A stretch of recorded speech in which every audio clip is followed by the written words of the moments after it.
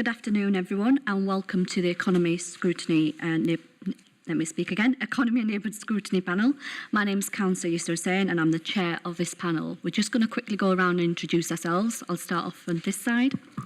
Hi, I'm Councillor John Taylor for the Kirklees ward. Chris Friend, Co-op T. Councillor Matthew McLaughlin, Colne Valley ward. I'm Jane Emery, I'm a Co-op T. Jonathan Milner, I'm a Co-op T. Will, do you want to do quick introductions online? Yep. Hello, hi everyone in the room, and to anyone who's watching, I'm Councillor Will Simpson. I'm the Cabinet Member for Greener Kirklees and Culture, so I'm here today because we've got our Climate Action Plan on the agenda, so thank you very much for having me along. Thank you, everyone. I'm going to ask the officers to introduce themselves when their agenda item comes up, because it just makes things a lot easier and more smoother. So I'm just going to pop on to the apologies. In terms of apologies, we've had apologies from Councillor Tyler Hawkins and Councillor Afat Butt. I don't believe we've received any apologies for Councillor Martin Bolt. No, not on this here. Hopefully he'll join us. Minutes of the previous meeting. Can we agree that the minutes of the meeting of the Economy and Neighbourhood Scrutiny Panel held on the 30th of August 2022 be approved as a correct record? Can we have a show of hands or comments? Thank you. Item 3, which is declarations of interest. Members who have any disclosable pecuniary interest should disclose their interests now. Is there anyone in the room to disclose any interests? No. If anyone remembers anything, just approach Jodie at the end of the meeting. Thank you. Item agenda 4, which is admission of the public. And as far as I know, all items are going to be held in public. Item agenda 5, which is deputation and petitions. And I believe we do have one, which is from, I hope I've pronounced this right, Chasball. Yep. Chair of the Kirklees Cycling Campaign, who wishes to speak in relation to the Kirklees Climate Action Plan on transport issues. Can I invite you, Mr. Ball, to make a deputation? It will be 5 minutes. Thank you. Thank you, Chair. The Kirklees Cycling Campaign, rebadged as Cycle Kirklees, was here in 2018 and 2020. To talk to the same issue, active travel. You don't have it in your work plan, or you don't have a date for it in your work plan at the moment, but we very much hope you do find time to discuss it, because there are some issues, not for today. The funding for active travel, for example, through the place partnerships, which were abolished in May, which we would certainly like to see some focus on. But I'm here to support the plan, particularly the detailed proposals on transport and by implication on planning. What we want to do is to focus on the section on current actions, which I know says it's not fully comprehensive, but we think that there is a sort of disconnect between the current actions and the targets that have been agreed to. If you look at 4.3, when you come to look at this process, these papers, which is labelled City Connect, you only get a partial picture, we think, of what's actually happening on current actions on active travel. I think it doesn't do. It's difficult, you know, in a table to do justice to everything that's going on every issue, but it doesn't mention the walking issues, which, as a person that sits on the West Yorkshire Active Travel panel, I think walking must be included in that 4.3. And there are other things about work with schools and expanding traffic-free routes that I think are part of current actions. They are and should be. But I think what we wanted to say really is that we feel there's a need for a paradigm shift if we're going to meet the interim targets that West Yorkshire Combined Authority set for 2027 or the 2038 longer-term targets. And one of the reasons we need a paradigm shift is because we have 5 cabinet members involved in active travel, which we might see as a strength, but at times that feels like a weakness because there is a limit in the coordination, and maybe there's also a limit in the resources to get funding bids worked out. And we've seen Kirklees not do as well as Bradford, Calderdale and Leeds when bidding's coming up. So I think we'd like the message to go to Cabinet through your scrutiny panel that we'd like to see stronger leadership. We'd like to see a clearer sense of delivery against what are very ambitious targets, which can't all be done by the council. They have to be done in partnership with the voluntary sector. I'm a director of EPICS, which does a lot of work with e-bikes and cargo bikes. We know there's an appetite within the public for this to happen.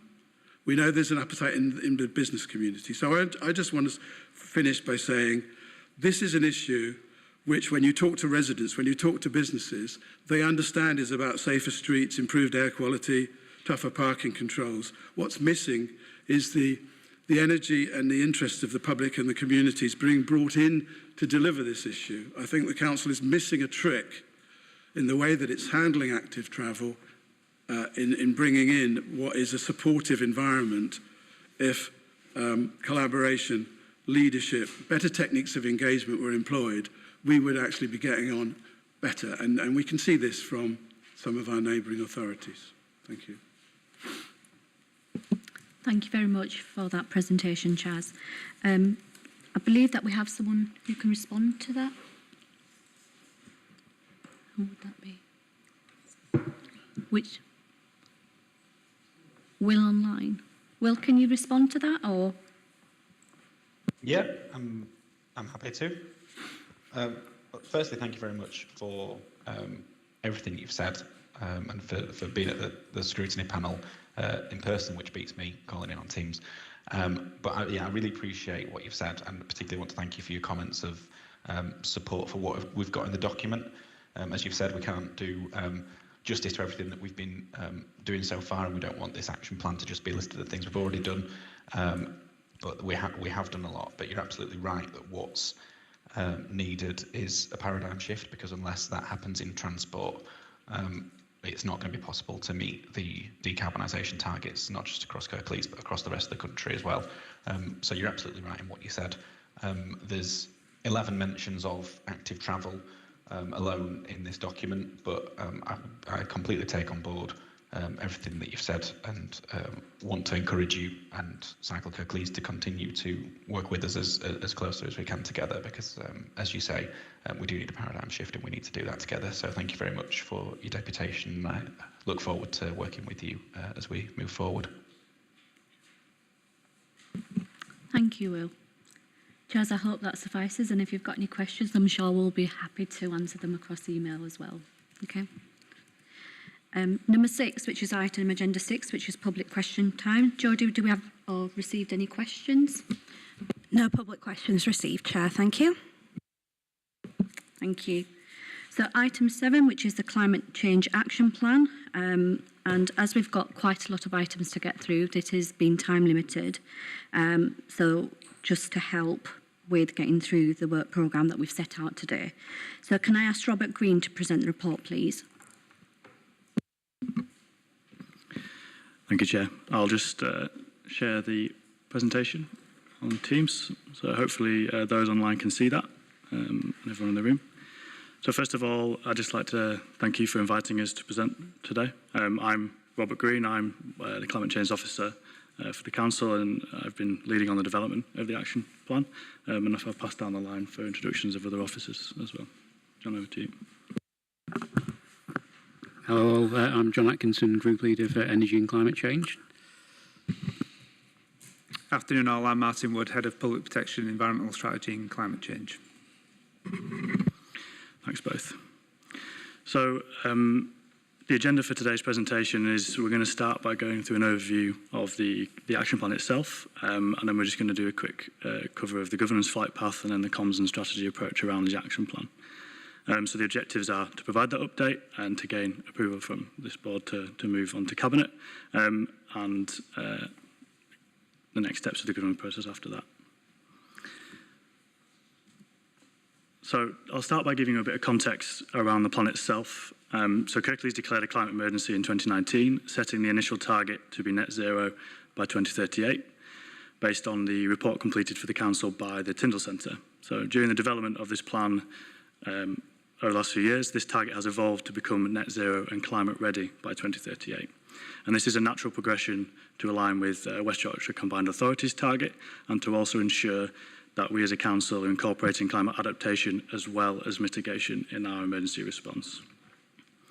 So once declared in 2019, a climate emergency working party was established to identify practical measures for emission reduction across the district, and this led to the delivery of immediate action by the council, such as greening our fleet, which is currently still ongoing.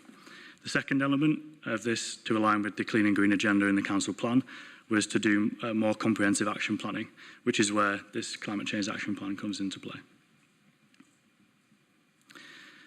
So just to cover quickly phase one of what that incorporated. So ultimately, ever since we declared that climate emergency in 2019, we've been busy completing some low-hanging fruit or immediate actions.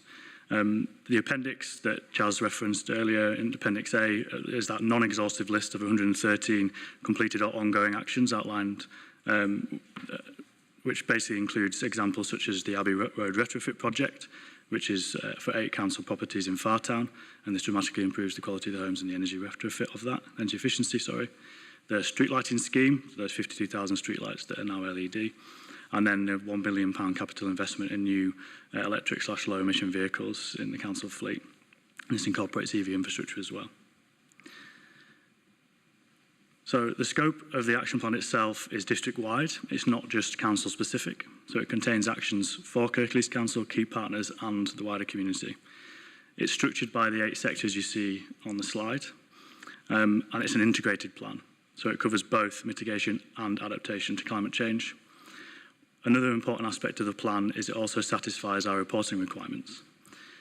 So the council reports annually to CDP. So CDP is not an acronym, that's the name of the organisation. And this, the results for that are expected to come out in mid-November this year for 2022 reporting cycle. It also adheres to the requirements of the GCOM, so the Global Covenant of Mayors. And this satisfies the necessary mitigation and adaptation requirements for the badges associated with that. We expect the results for the GCOM publication to come out in early 2024 for this year. Another element as well is the climate emergency scorecard. So this, although this is not a reporting requirement, this is kind of the court of public opinion. So this plan aligns with the guidance that those climate emergency scorecards sets out, which is peer-reviewed best practice approach to action planning. So this will ensure that ultimately, when those criteria are assessed, Kirklees is in a stronger and more positive position than we have been previously for the outcome of that. An important aspect of the communication within this document is to establish what it is and what it is not. So, and we've shown this clearly in the executive summary of the plan. It's not ideal to start with a negative, but we've judged it necessary to include this to inform and temper the expectation of the reader in regards to the plan. So I'll just go through these. So what it is. So this is the first step in our action planning journey, and it will be followed up by a more detailed action plan containing firm commitments, outlining place-based priority actions that are accompanied with more specific details of required finance and expected emission reductions. It is an attempt to set out a list of actions that could be put in place for Kirklees in order to achieve that ambition of net zero and climate ready by 2038, and it's centred on evidence-based and public engagement, which we'll cover in the next few slides. It is also built on the understanding that we cannot achieve this alone, and we need the participation of organisations, individuals, institutions, agencies, regional and national government to take responsibility and play their part. What this climate plan is not, is it's not perfect. So this is the council's first iteration of the plan, and it's again been developed through engagement across the district and informed by our evidence base. A monitoring evaluation strategy will be put in place with the expectation that this plan will evolve based on further engagement activities and continuous feedback. This is also not the only action plan within Kirklees, so it's acknowledged that other organisations will continue to have their own plans and strategies that this plan should complement and enable. This includes plans set out by umbrella organisations such as the Yorkshire and Humber Climate Commission for the region as a whole, as well as individual organisations such as Locala, so the Health and Wellbeing NGO, social enterprise in Kirklees. So we have and will continue to strive to be involved in conversations around these plans to encourage alignment with the ambition of net zero and climate ready by 2038. What this plan is also not at this moment in time is a list of firm commitments or instructions. So this plan sets out actions that can be taken by the council, key partners and members of the wider community to help deliver that ambition. And it relies on collaborative effort from these organisations and individuals to decide if, what and how they will change their own activities to help achieve our target. And before this occurs, we need to further prioritise the actions by place, reduce that list of 206 into a lesser number of high priority carbon reductions and resilience actions agreed on by appropriate stakeholders and residents. And when these are prioritised, a business case will be developed to understand the financial and carbon implications, at which point a firm commitment for delivery will be made. This action plan is also not a barrier. So this action plan is not intended to impose rules or stifle innovation and other work across the district. So to cover the work that's been done to date, this slide outlines the dual approach of that evidence-based and stakeholder engagement for the action plan.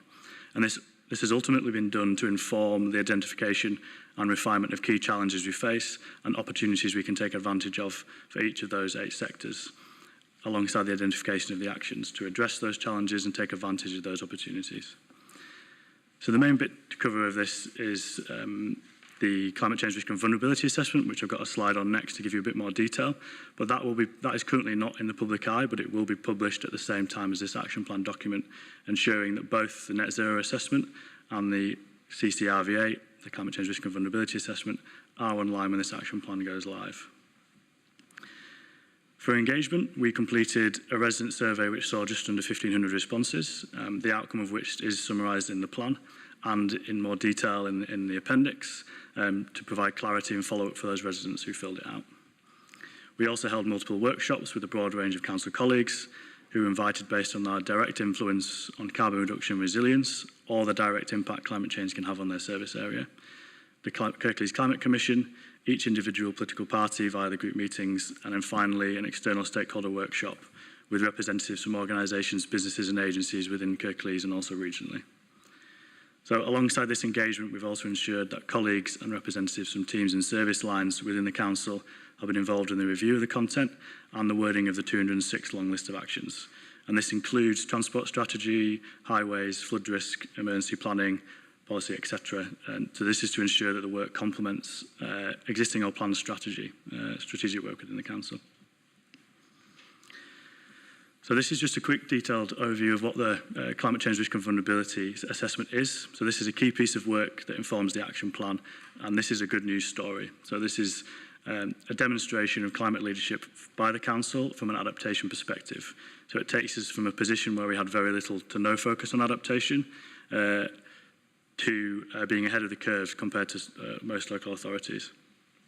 So this was commissioned to WSP between March and July this year, and it's ultimately designed to identify key hazards such as extreme precipitation events or flooding, threats, so precipitation events and flooding leading to increased local accidents on roads, and then the associated climate change risk. So that flooding leads to local accidents on roads, which leads to increased pressure for emergency services.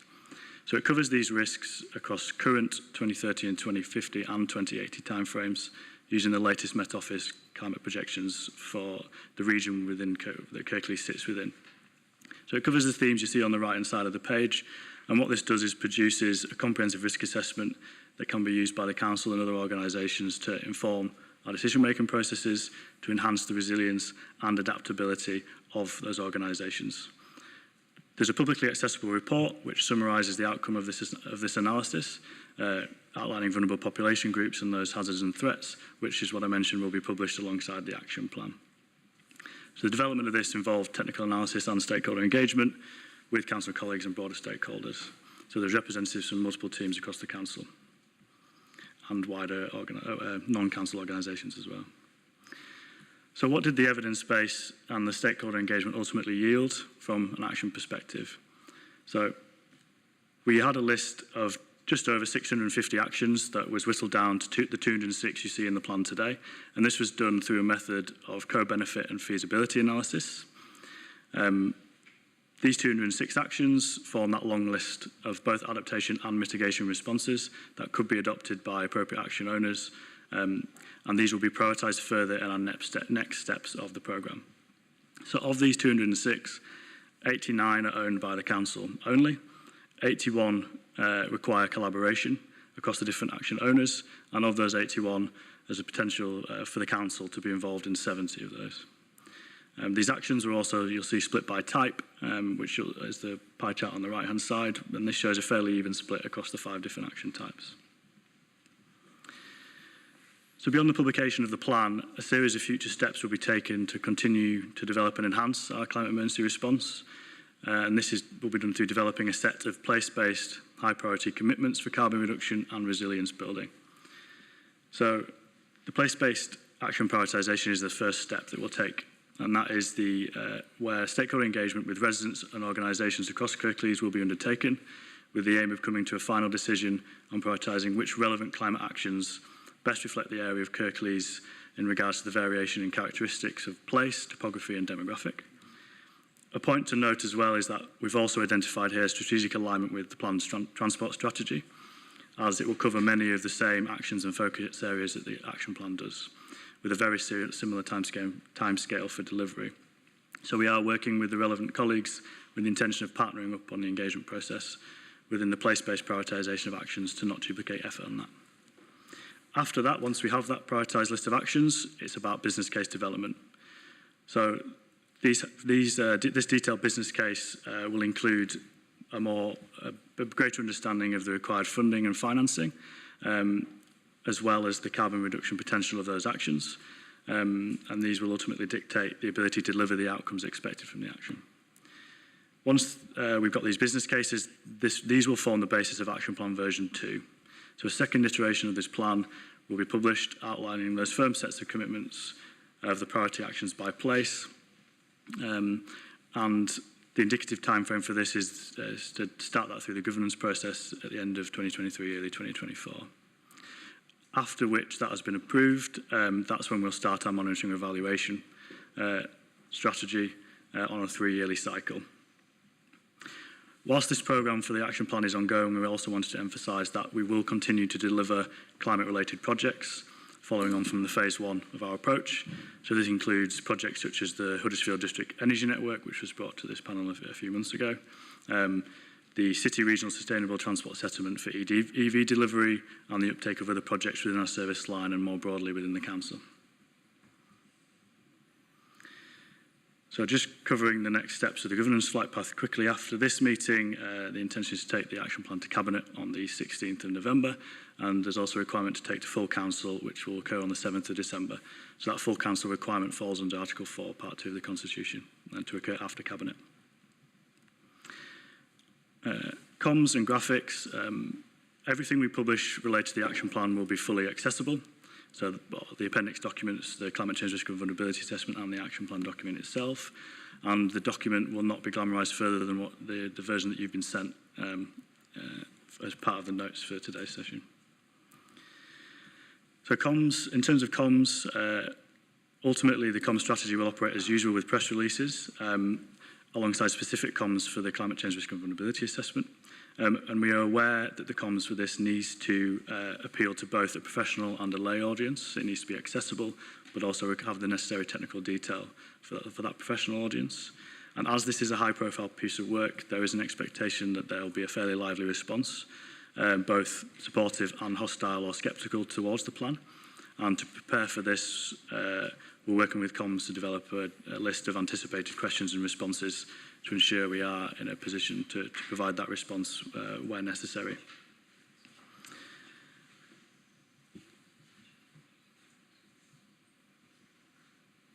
That's the conclusion of the presentation, so I'd welcome any questions or comments. Thank you, Robert, for that presentation. That was a very good flyover in terms of what you're doing. And it's fantastic to hear that we're actually ahead of the curve in the area of the CCRVA. So well done. Any comments and questions? Councillor Taylor? Thanks. I'd like to echo that. Thanks for that presentation. There's a couple of thoughts, and I'll probably do these in reverse order. I mean, towards the end of the presentation, you talked about comms, and I think when this came to my group, that was one of the things that we talked a fair bit about, and with Martin. And for me, there's always a challenge with this because we have very, very different audiences. There are those people that are very engaged with this issue and probably far more knowledgeable than certainly me technically, and are very interested in the science behind it and the technical detail. But that also switches off an awful lot of the general public. So there probably does need to be several streams to that communication that meets those very, very different demands of, you know, Joe Public, and then those people that are really passionate and committed about this issue, because I think they'll need different levels of information and understanding. I certainly think what we need to do with the comms is make sure it is very, very informed by stories. So rather than lots of technical jargon and pictures, if we can use stories of how people have done something, that they've made some changes that have contributed, or you know, the provision of some form of active travel or something that's assisting. It's about how we link the technical information that you have back to the real life experiences of Joe Public is really, really important on this, because I think that's what, in this broader debate, quite often loses a lot of people because they don't understand. I'll be, you know, hands up. I wasn't very good at science when I was at school. It left me cold. So when I start to read a lot of the technical detail, it doesn't engage me. But the explanation of how we can change and we can adapt, and I love the talk about adaptation and mitigation, you know, how we can adapt as individuals, as communities, is really, really important, that we can get that across in the stories that we use within the comms. And also I've written down around the comms, it probably does need to be a bit place-based. So rather than one form of communication for the whole of Kirklees, because I mean, you talked about the topography and the different communities, and there will be different issues, and obviously if we can address the comms towards the issues that people are experiencing. So if Councillor Bolt was here today, no doubt he would talk about flooding in Murfield. And, you know, that's a really genuine felt thing by the people, and I'm sure there are other parts of the district in the same. So, you know, making sure that how we get that comms out, it's linking through to those different communities and different needs. Two other observations or thoughts. One, a simple one, you're coming to full council on the 7th of December. We also have the West Yorkshire Mayor coming on the 7th of December. So I'm not sure whether that's helpful or unhelpful, or even whether actually it may be time constraining. That's probably one to just take away and reflect on, really. And then my final comment, I'm glad Richard's here actually, is at some point in the not too distant future, we'll start to look at our local plan and revisions to our local plan. Now, clearly a lot of the information that you're gathering and pulling together will help us inform that, because some of the challenges have been in the local plan that we currently have. When we get down to the individual planning applications coming forward, there are challenges and issues around that land being in flood zones or adjacent to flood zones, or issues around the transport strategy. I think the information that you're starting to pull together will be very helpful in forming that, so that we can, and I don't want to be critical of Richard at all, but we can get better at informing that we get the right developments in the local plan, and we've got that better understanding of the risk and benefits of the development and the mitigations that need to be in place, whether that is a suitable location, much more informed information around the place-based standing. So I think it's really, really helpful in that aspect as well. So thank you very much, basically. Thank you. Thank you, Councillor Taylor. I'm just going to bring Will in because he's got his hand up. Will, do you want to come in to the discussion? Yeah, thanks, Councillor Hussain. Just wanted to respond to Councillor Taylor's comments. Couldn't agree more about the communication stuff. Me and John have spoken about that directly before, and it's something that I've been speaking about with the team, including very recently. We really want to make sure that we communicate this effectively. Like John says, it needs to speak to different audiences, people who have different levels of understanding and different interests in terms of what the climate emergency means for them. So absolutely acknowledge that. Completely agree about where we can using people's stories. I think John's example of active travel is a really good example. I think obviously with the cost of living crisis at the moment, talking about like things like our Abbey Road project, which does get a lot of mention at the minute because it keeps making it into Keir Starmer's speeches. But what that means for people's bills and helping them through the cost of living crisis, I think there's lots of ways that the work that we've been doing, we can link that to people's real life experiences and how the tackling the climate emergency isn't just a huge challenge, which it is, but also an opportunity. So I completely agree with John on that. And yes, making comms place-based as well. And on his final point, I think I do hope that when we have the revisions to the local plan, that does need to be informed by the work that our team, have been doing. Obviously, when the sites come forward, Richard and planning colleagues are only been able to consider the sites that are put forward by landowners and developers. But I think with the more information that we can provide and support that we can provide to Richard's team, I'm sure they'll be grateful for that, and we'll be more than happy to provide it and support in that work whenever we do come round to the next revision of the local plan. So I just wanted to acknowledge John's comments and thank him for them. Thank you, Will. I'm just going to bring in Chris. Thank you, Chair. A couple of points on this. It's a huge document. Huge amount of work must have gone into this. I can't even imagine how many man hours, or person hours, sorry. A couple of observations, if I may. You're already well aware of some reactions you're likely to get about people saying there's no sort of real specifics in it. But what worries me is you've got phase 1 defined as 2019-2022, and then you've got phase 2, 2022 to 2038, that's 16 years. I'm just a bit worried seeing something like phase 2 over 16 years. People, the general public just won't be able to relate to that. They'll just go, well, it's a long way away. It'd be really useful if you could find something. I imagine you're going to bring something like this out in version 2 or 3 or 4 or whatever.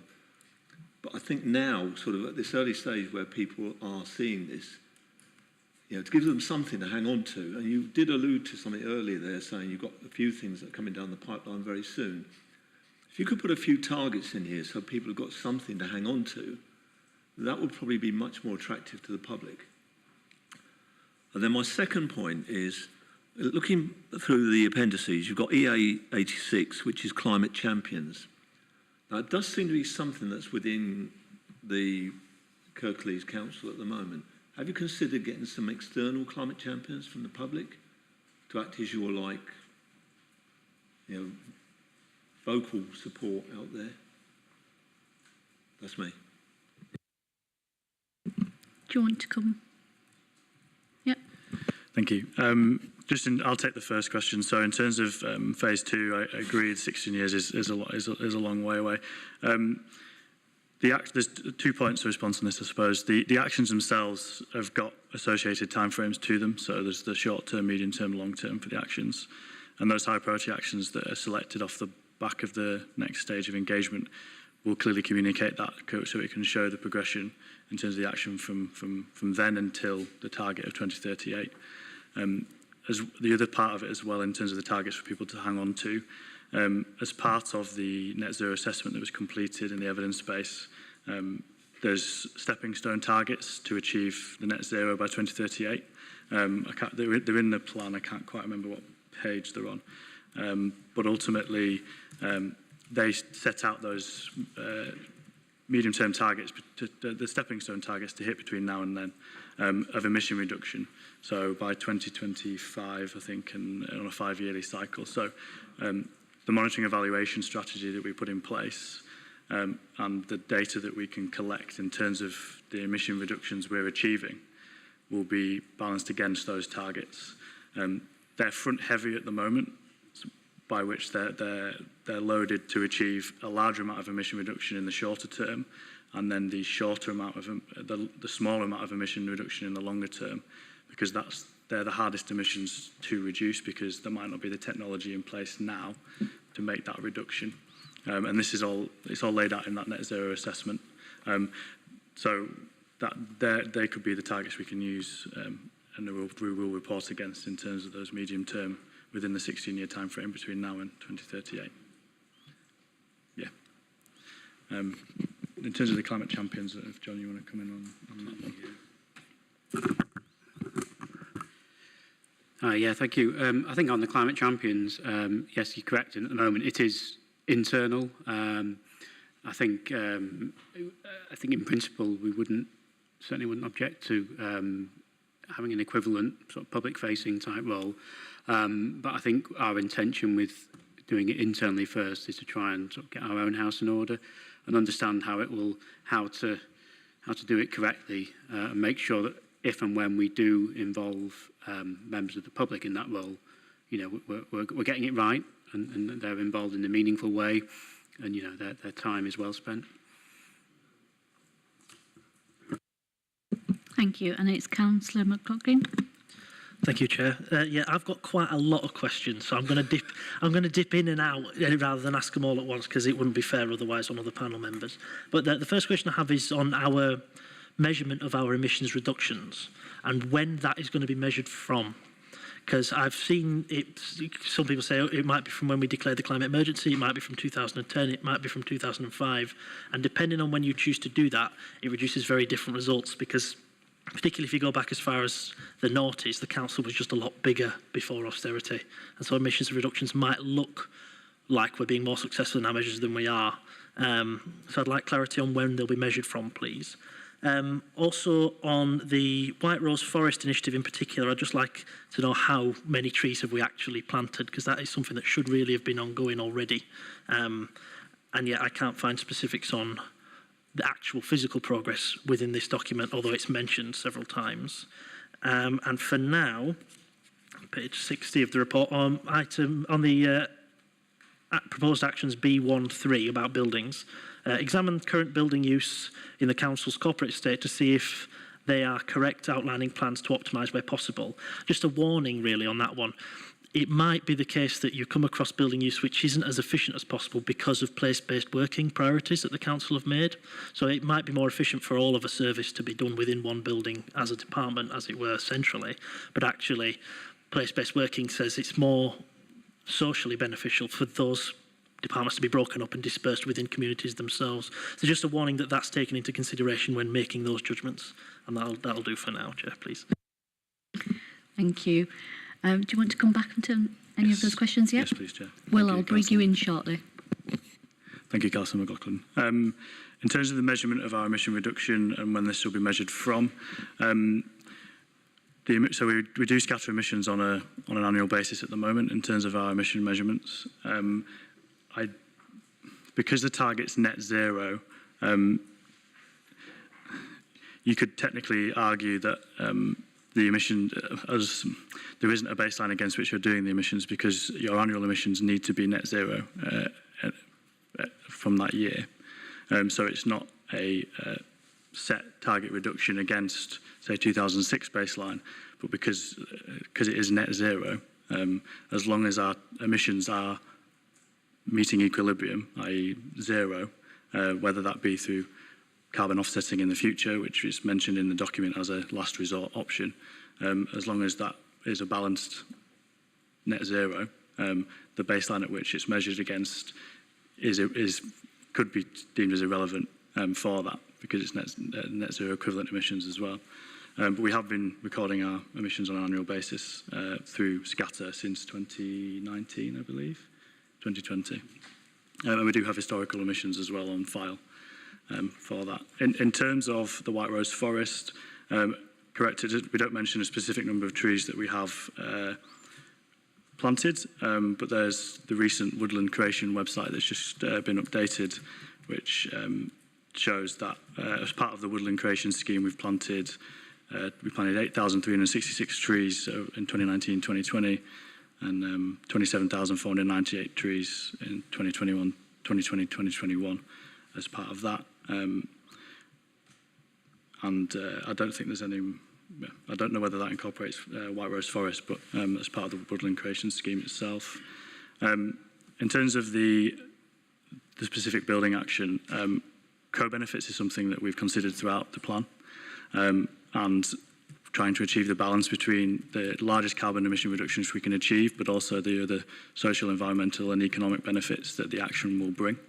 So certainly those are the considerations will be made in the implementation of the actions themselves, alongside the prioritisation of those actions. Yep, supplementary. Thank you. I take your point about the emission. It doesn't matter as long as we get to net zero in 2038, and you're right about that. But from an optics and from a communication point of view, I have seen, and we will continue to see us, we've already reduced by so-and-so percent, aren't we doing well? And I just want to make sure that we're not misleading people or indeed the council when we're putting those figures out there. And those reductions are actually a result of policy and practice changes rather than historical events. I accept your point about the trees and the buildings. Thank you for coming back on those. Can I bring Will in? Is that okay? Will, thank you for waiting patiently.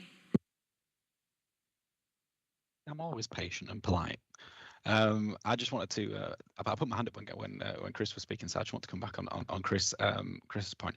I think perhaps we haven't done ourselves any favours by referring to sort of action plan V2, because to an extent, you know, this is phase 2 at the minute, because obviously we had our climate emergency declaration and our phase 1 actions then, things like investing £1 million in greening our fleet, and obviously we've gone beyond those actions since then. You know, we've now got £6 million in greening our fleet, and I won't, you know, list off all of the things that we've done, but I think obviously what we saw over the last couple of years was we got a little bit of criticism, as we know, through the climate emergency scorecard, because we didn't have this document in place at the time that they were doing their research, but we had in fact been taking the climate action.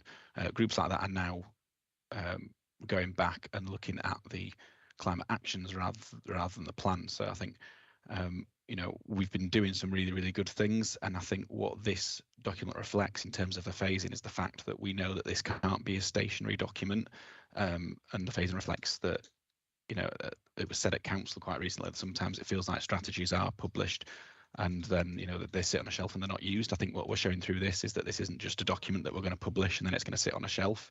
This is going to be sort of constantly reviewed, monitored, seeing how we can do it at a place-based level and make sure that the climate emergency and our actions are at the heart of everything that we're going to do for the years to come.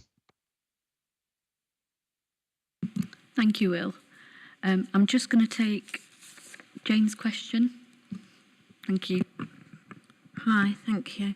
I'm touching on looking at the phases as well. Does phase 1 seem to me that they're all hard actions of things that do we feel that those were their targets to for things like the EV charging points? Did we reach those?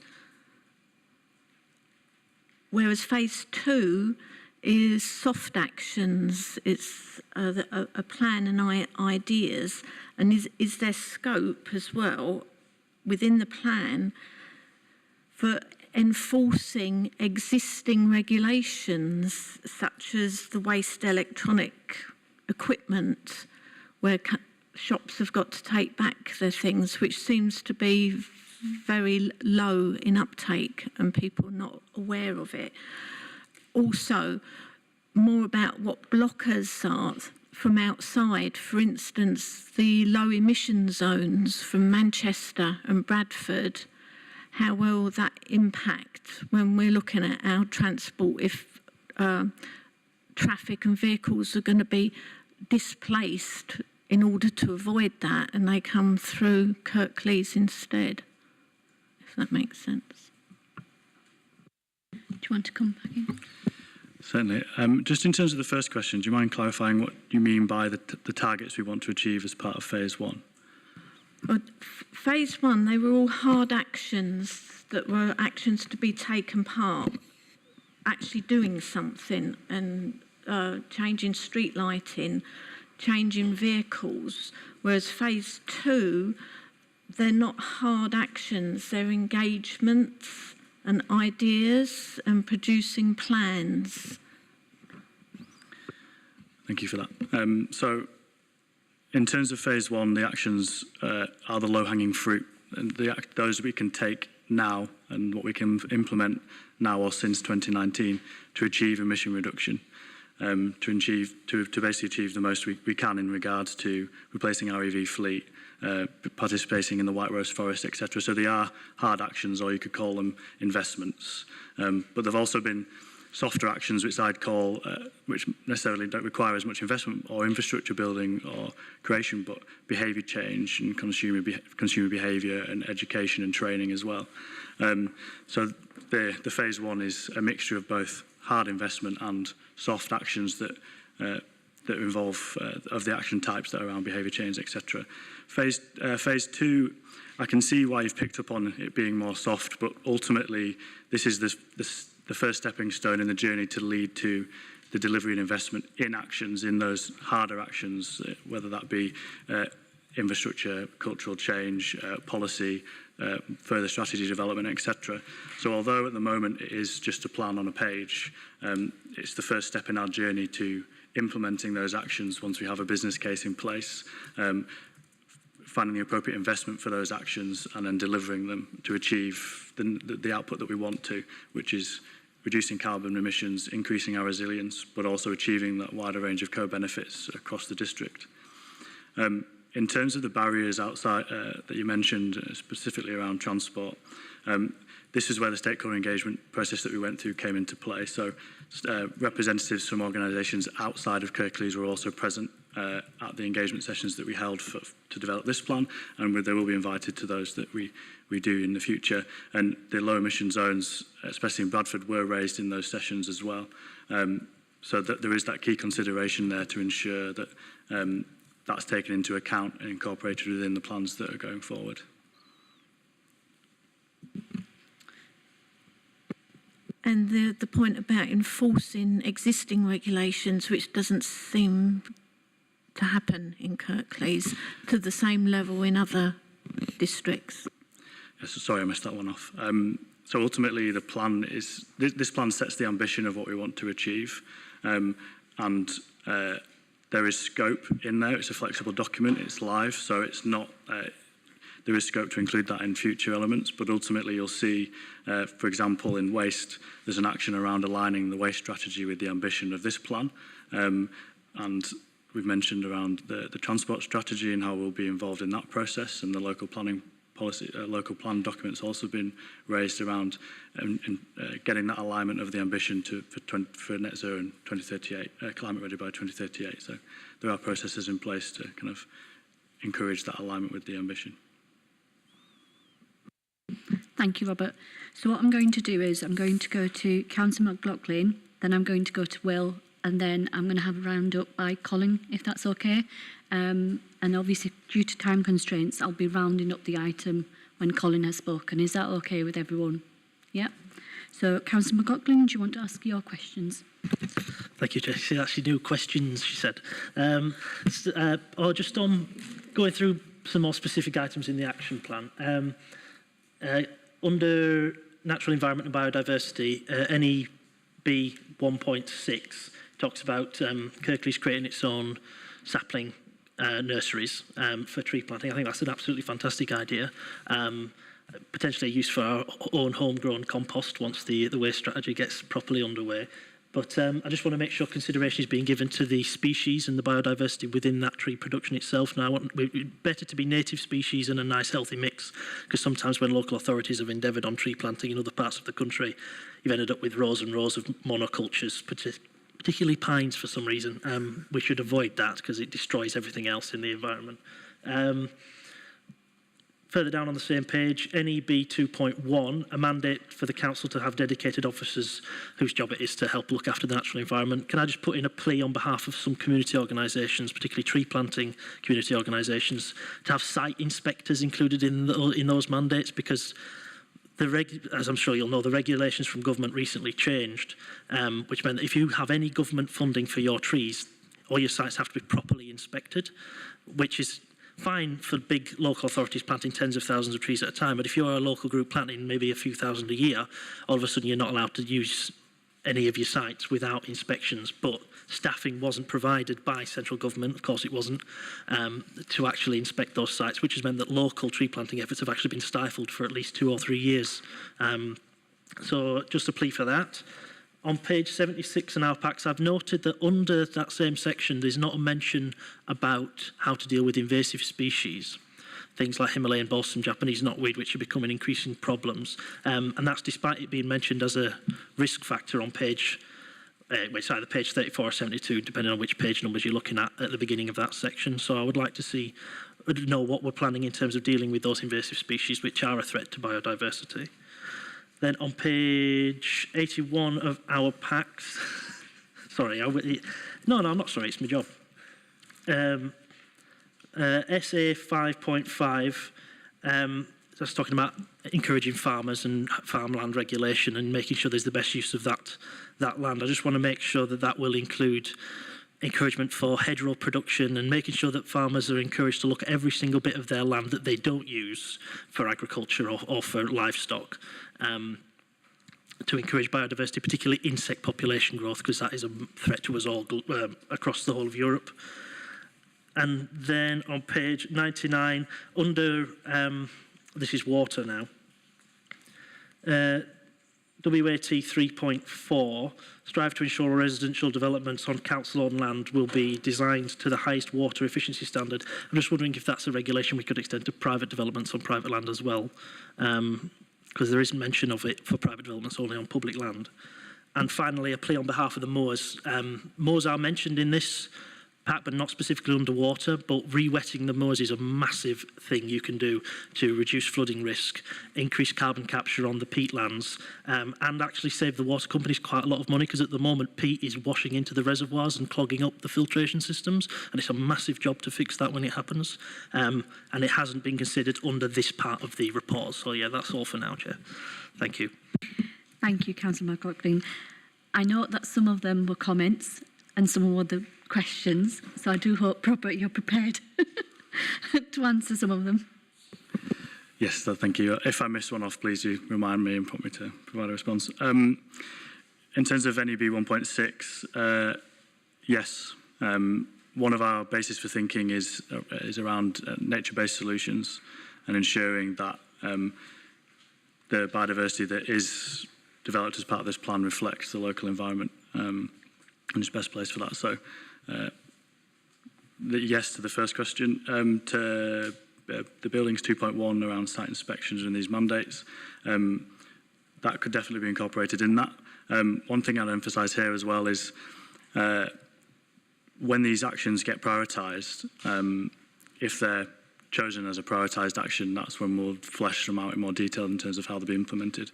So a lot of these aspects in terms of biodiversity, native species, site inspectors, etc., can be built in at that point, and they'll be developed in collaboration with experts in that sector. So the best practice in these types of approaches should be incorporated in those plans. So the same can be applied to the sustainable agriculture, sustainable food and agriculture 5.5 as well, in terms of biodiversity of land and making sure that best practice is incorporated in there. The Moors for the Future question, the Moors question, we have been in heavy conversation with Moors for the Future and Peak District National Park, and there was a recent piece of work completed by Moors for the Future, which outlines the state of the moors within Kirklees, and that provides recommendations for how we can reverse or help enhance the state of those moors. We're also in conversation with the flood risk strategy team, who have that on their radar as well in terms of what we can do. So I imagine re-wetting is in that list of how we can mitigate the impact against that we will experience as a result of that degradation.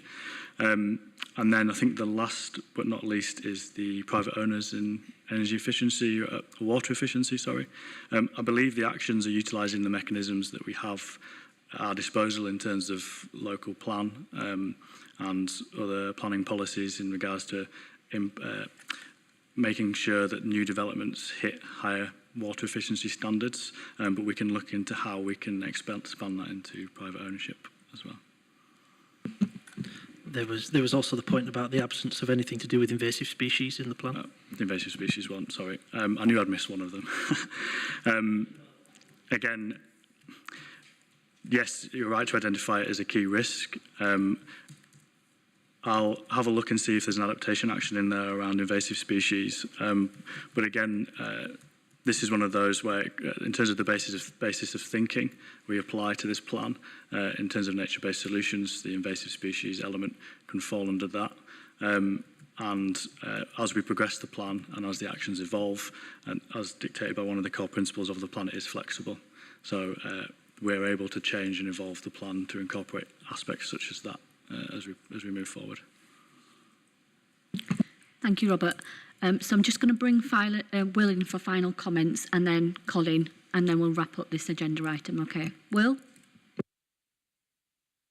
Thank you very much, Chair. Just going back slightly to the comment around low emission zones before I speak to Matthew's points. Obviously, with low emissions zones in the surrounding areas, that's relating to tailpipe emissions and pollutants that impact air quality rather than carbon. So it isn't necessarily what we're trying to capture through the climate action plan, but it's obviously still a really important point and something that gets picked up through our air quality action plans and will be picked up more broadly in our environment strategy as well. I mean, we may remember there was a big push for diesels many years ago because they were better on sort of climate, but obviously we know the tailpipe emissions are so much worse, and that's the work that emission zones are essentially trying to undo. So it is important to try and, if we're talking about the climate emergency, separate those two things, but they're obviously still really important environmental factors as well, and it's a point well made. There's a similar point to response to Matthew's point about trees, in that you're absolutely right, Matthew, and we need to make sure that the right mixes are in the right place, because that's dependent on what you want the trees to do. Obviously, if you were planting to try and improve air quality rather than maximise carbon intake, you'd plant a different species mix to what you were doing if it was the opposite, or any other outcomes. So that's certainly something that we are considering and is being picked up through the work that we're doing, and it's a point well made. You've also made a fair point about invasive species and maximising the use of agricultural land. Those are largely going to be actions for partnership working in third parties rather than us as an authority, but that's why we're doing this action plan and our target as one for the borough rather than just for the council, because ultimately it needs to be done, and we want to capture that here, even if we're not the ones doing it. So it's a fair point well made, Matthew, and likewise on the moorlands. Couldn't agree with you more about the moorlands work, and that's something we've spoken about as a team. And as Rob said, there's been lots of conversations happening there. But I just want to conclude by thanking the team, my climate team, because this has been a lot of work. And it's not just the document that's in front of us that we've been talking about now. It's got a huge evidence base behind it as well.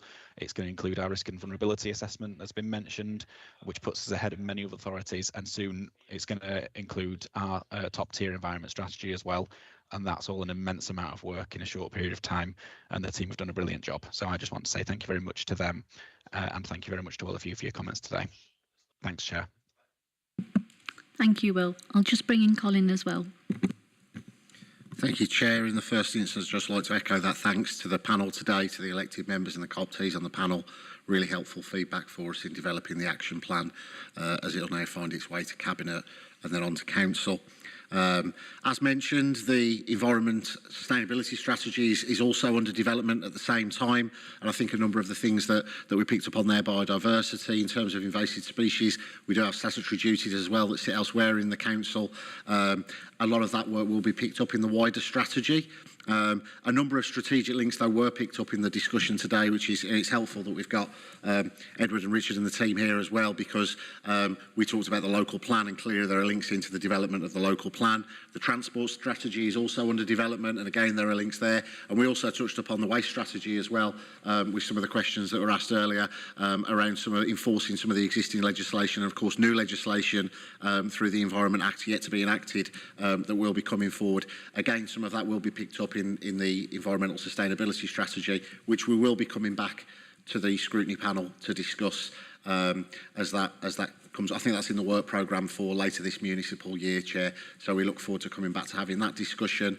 Just on a few of the particular points, I think in terms of that place focus, that is intended.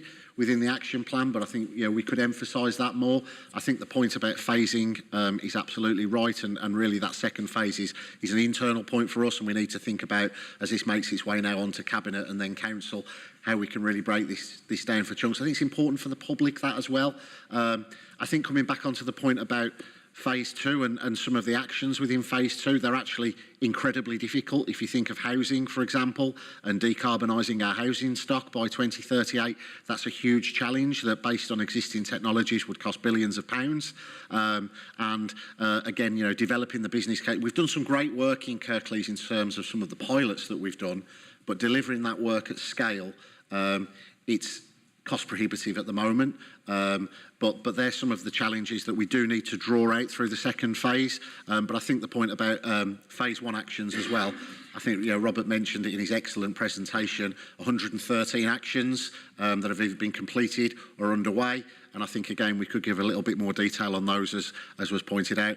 And I think on the point about the baseline, Robert's absolutely right. Net zero is net zero, be that met through eliminating carbon or offsetting or a combination of both. But having a baseline where you measure from is really important to measure progress. And I think that needs to be very clear within the document. But I'd like to thank the team as well for the culmination of a lot of work. It's the first time we've come and presented it publicly, and I think they've done really well. I'd like to thank the panel for their feedback as well. Thank you, Chair. Thank you, Will and Colin, for your comments. And I think I speak for everyone on the panel members just to reiterate the comments that Will made, and yourself, Colin, and your team. You've done absolutely a fantastic job. And to put that together in a short space of time, it's really incredible. And I'm so pleased to hear that we are ahead of the curve. So really, thank you so much. Thank you.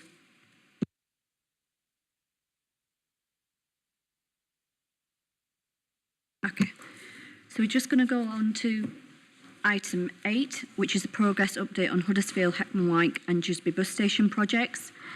So I welcome officers from the West Yorkshire Combined Authority to the meeting. And can I ask Richard Hollinson to give his presentation, please? Thank you, Chair. Just start my presentation.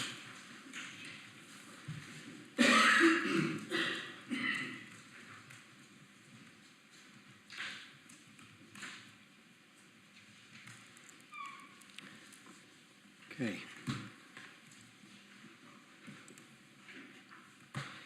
Thank you very much for having us here today. Thank you very much. Obviously, we've got a number of people here today, as you can see in the room. Would you like to make... Do you want me to introduce everybody? Quick introductions, yes, please. Okay. Thank you. Well, I'll start with myself. I'll try and do this quickly. So I'm Richard Hollinson, the Council's Head of Major Projects. Hi, I'm Edward Highfield, Service Director for Skills and Regeneration at the Council. Hi, I'm Mark Ramsden, Head of Service for Transforming Cities Fund at the Combined Authority. Good afternoon. My name's Rachel Jones and I'm the lead officer for the Transport Projects team at the West Yorkshire Combined Authority. So my team is responsible, it's delivery agent for the Combined Authority, and we're responsible for managing the delivery of public transport hub infrastructure schemes, including bus stations, a couple of which you're going to hear about this afternoon. Thank you. Good afternoon. I'm Duncan White, Project Manager at the Combined Authority, and I'm looking after the Huddersfield Bus Station project. Afternoon, everyone. I'm Nick Fairchild. I'm the Project Manager for Dewsbury Bus Station project. Afternoon. Andy Brookfield. I'm Project Manager for Kirklees on Huddersfield Bus Station. Afternoon, everybody. I'm Tim Fawcett, Project Manager for Heckman White Bus Station for the Council. And Rob Stanley, I'm the Transforming Cities Fund Programme Lead for Kirklees Council, a collection of 8 projects funded by Transforming Cities. Thank you for your introductions. We're just going to try and sort out a technical glitch. We'll be with you shortly. If anyone wants to grab a quick drink, they can do, or some water across there if you want anything.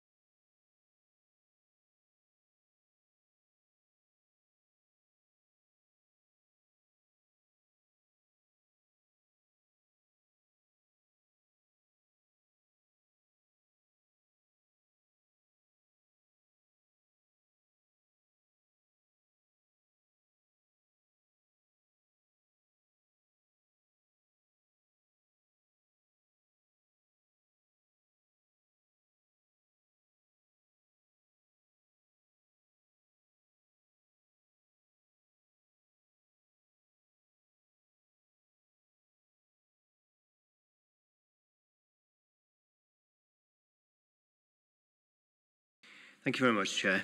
Okay, so we've got a number of colleagues here today from the Combined Authority and obviously from the Kirklees Council team.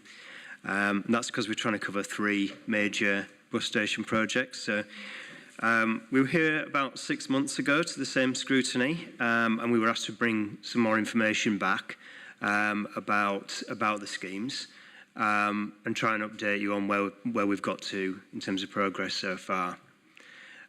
These schemes are funded from what's called the Transforming Cities Fund, which is now incorporated into a wider fund called the City Region Sustainable Transport Settlement.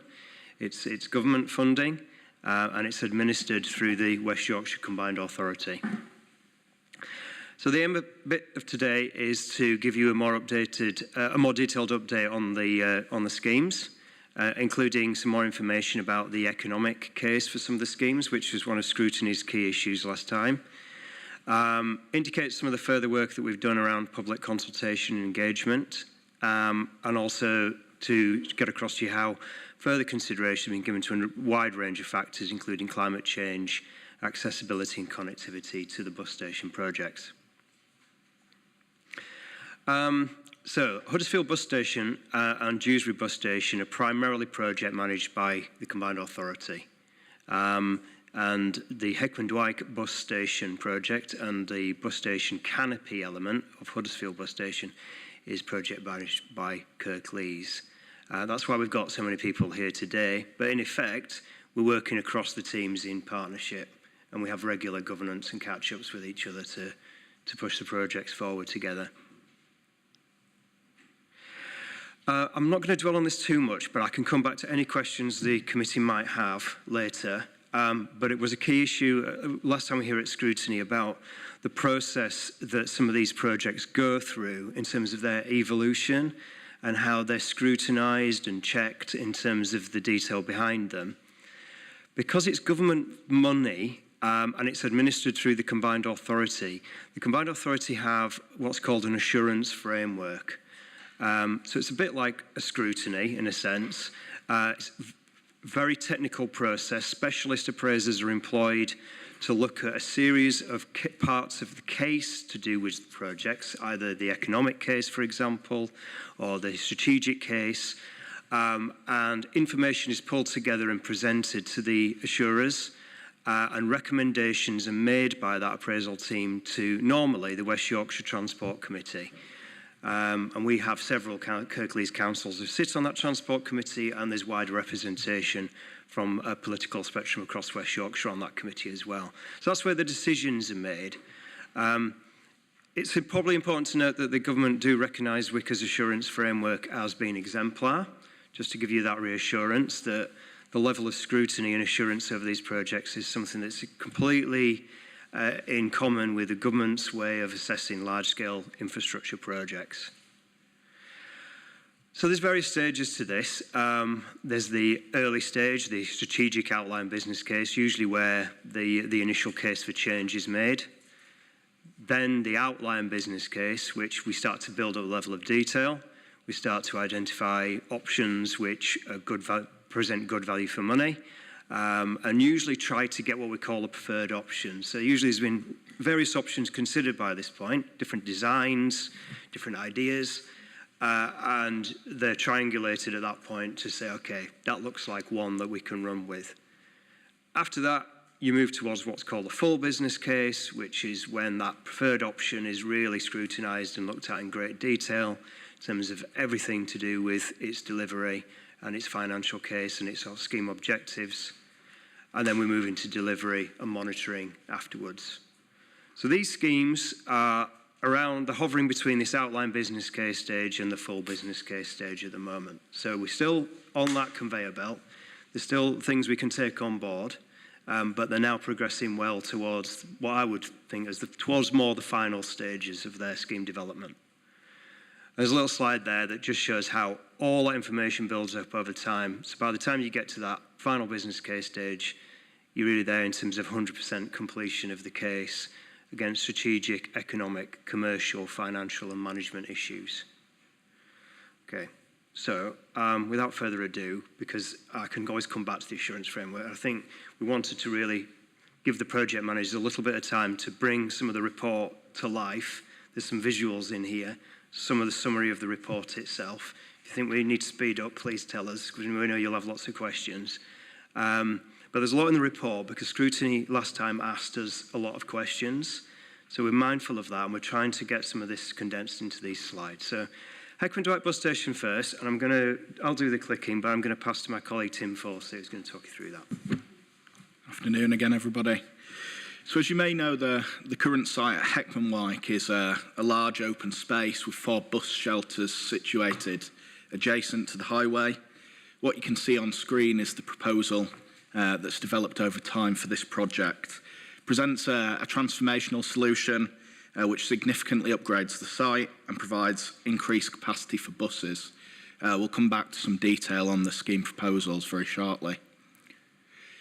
So what are we trying to achieve as part of this project? These are the key issues that when we submitted the outline business case, this is what we're trying to address. There is declining bus patronage in West Yorkshire, particularly at Heckman Wyke. There's insufficient capacity for buses, buses queuing back onto the main road, causing traffic and that sort of thing. There is a poor bus user experience in Heckman Wyke. As I say, it's just 4 bus shelters, particularly in comparison with areas such as Batley, Ossett, similar sized towns. The facilities aren't as good, and there's a lack of toilet facilities in the area as well. So what we've developed is a scheme to upgrade this. Essentially, we go from 4 bus shelters to 6 bus stands, 5 of which are drive-in, reverse out, and 1 drive-in, drive out. We also provide a layover bay for the drivers there as well, because that's a particular issue as routes converge in this location from sort of Dewsbury to Bradford and from Huddersfield to Leeds as well. This is sort of a midpoint in which people are laying over. So the bus station building is a large part of the project. We're looking at solar panels, different areas on that, and essentially that's going to deliver the benefits that are now on screen. Some of the benefits are improving the experience for passengers, increasing bus patronage, and reducing congestion, as I said earlier. There are project management issues around this, around costs, risks, and timescales. The budget is currently just short of 5 million, with just over 300k ring fence for carbon mitigation. You can see the top 3 risks on screen now, and these sort of correlate with other projects of a similar size across districts. You can see the timescales at the end there, so we're looking to start on site with some enabling works in March, subject to the full business case being approved by the Combined Authority, and the planning application's currently in the system, looking to be determined very shortly. Essentially, we've had 2 rounds of public consultation engagement to date. The first one in August 2021 gave us the mandate to proceed with the project and provided majority support. Most people felt negatively around the current hub. And then we've just had another round of public engagement, which was in the form of You Said We Did, to inform the public on how they sort of influence the project going forward, things like changing places. But there were some things that were coming out in that second round of public engagement that we've been addressing, such as the traffic signals and the disabled bays at the top of the site. I think we've just got 3 visuals here of what the bus station will look like following completion of the project from different angles.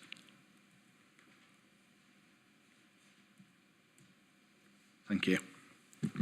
Thanks, Tim. Introduce Duncan now for Huddersfield Bus Station. All right, thank you, Richard. I'm going to run through a few slides on the combined scheme overall, and then I'll hand over to Andrew Brookfield to talk about the Kirklees element in a bit more detail on a couple of slides. So this first slide shows the location of Huddersfield Bus Station and some of the key areas that are referenced in the business case. As Richard's mentioned, it's a joint scheme with Kirklees Council to transform one of West Yorkshire's busiest bus stations and uplift this area surrounding the bus station. We've undertaken a significant value engineering exercise to reduce the costs but ensure the transformational aspirations of the project are maintained. Key issues we've noted with the scheme are decline in patronage, need of modernisation and improvements to safety and security. We're aiming to address these with the scheme proposals that you can see listed on the slide. In summary, we're looking to transform the bus station and the arrivals area, addressing those key issues and providing some additional facilities to the public and the staff, whilst making some essential improvements to the bus station. The benefits of the proposed scheme are to support the wider package of improvements to uplift Huddersfield Town Centre, support inclusive and clean growth, and enhance the customer experience and increase the number of users of the bus station. We're also looking to improve accessibility, inclusivity, safety and security, whilst reducing the carbon emissions, helping to tackle the climate emergency.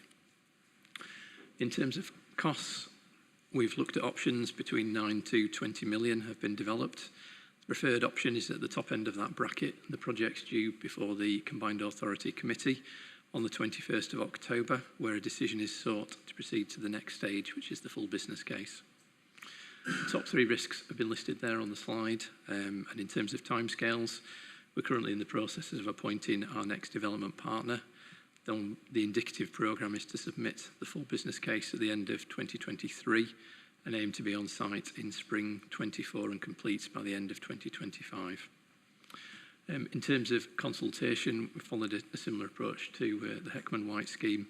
We've undertaken the consultation with the key stakeholders and the public, the support overall for the scheme, and the outcome of the consultation reported that more people would be more likely to use active travel and to walk and cycle to the bus station after completion. I've got a slide showing some existing photographs of the bus station and some visuals. Once we've been through the Combined Authority Committee, we'll have some revised visuals to release following the value engineering exercise. There's a couple of photos you've just seen there on the Henry Street entrance that will be fully upgraded in the main concourse. I'll hand over to Andrew just to talk about the Kirklees elements. Yeah, you can see there in terms of the Kirklees element, the main entrance to the bus station. The current one is very dark and dingy with the low canopy in there. You can see the replacement canopy in its place. It's got the glulam lattice structure, which obviously provides a much striking and transformational image compared to the existing. It's a higher, the higher ceiling to it, the planting, a general overall improvement and transformational elements. And then the next ones, so the one to the left is obviously looking at Macaulay Square. There you can see underneath is the cycle hub. So we've got, currently there are only 6 cycle stands there. That will provide up to 60. And that will include e-bike and also e-scooter if required. So it will be fully wired in so we can, the flexibility to do that.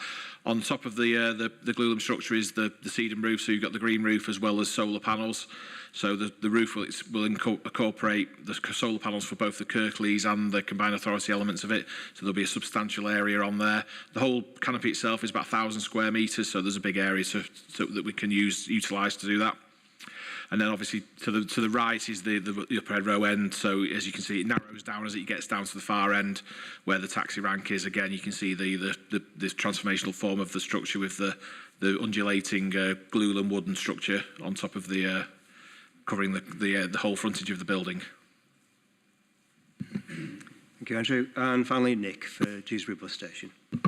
Thanks, Richard. Good afternoon again, everyone. So here's the proposed layout and an overview of project deliverables of the comprehensive refurbishment and upgrading of Dewsbury Bus Station.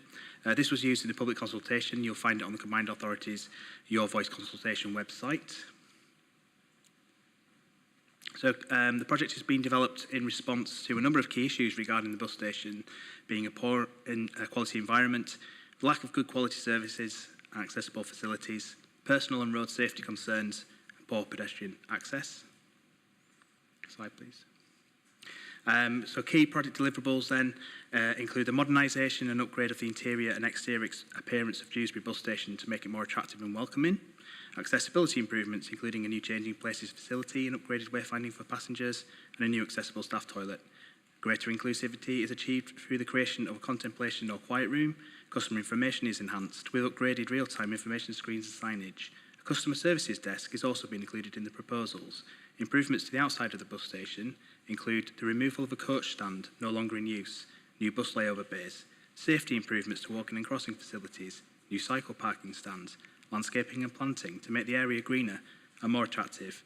Energy-saving features include an array of solar panels on the roofs, LED lighting throughout, and an air source heat pump.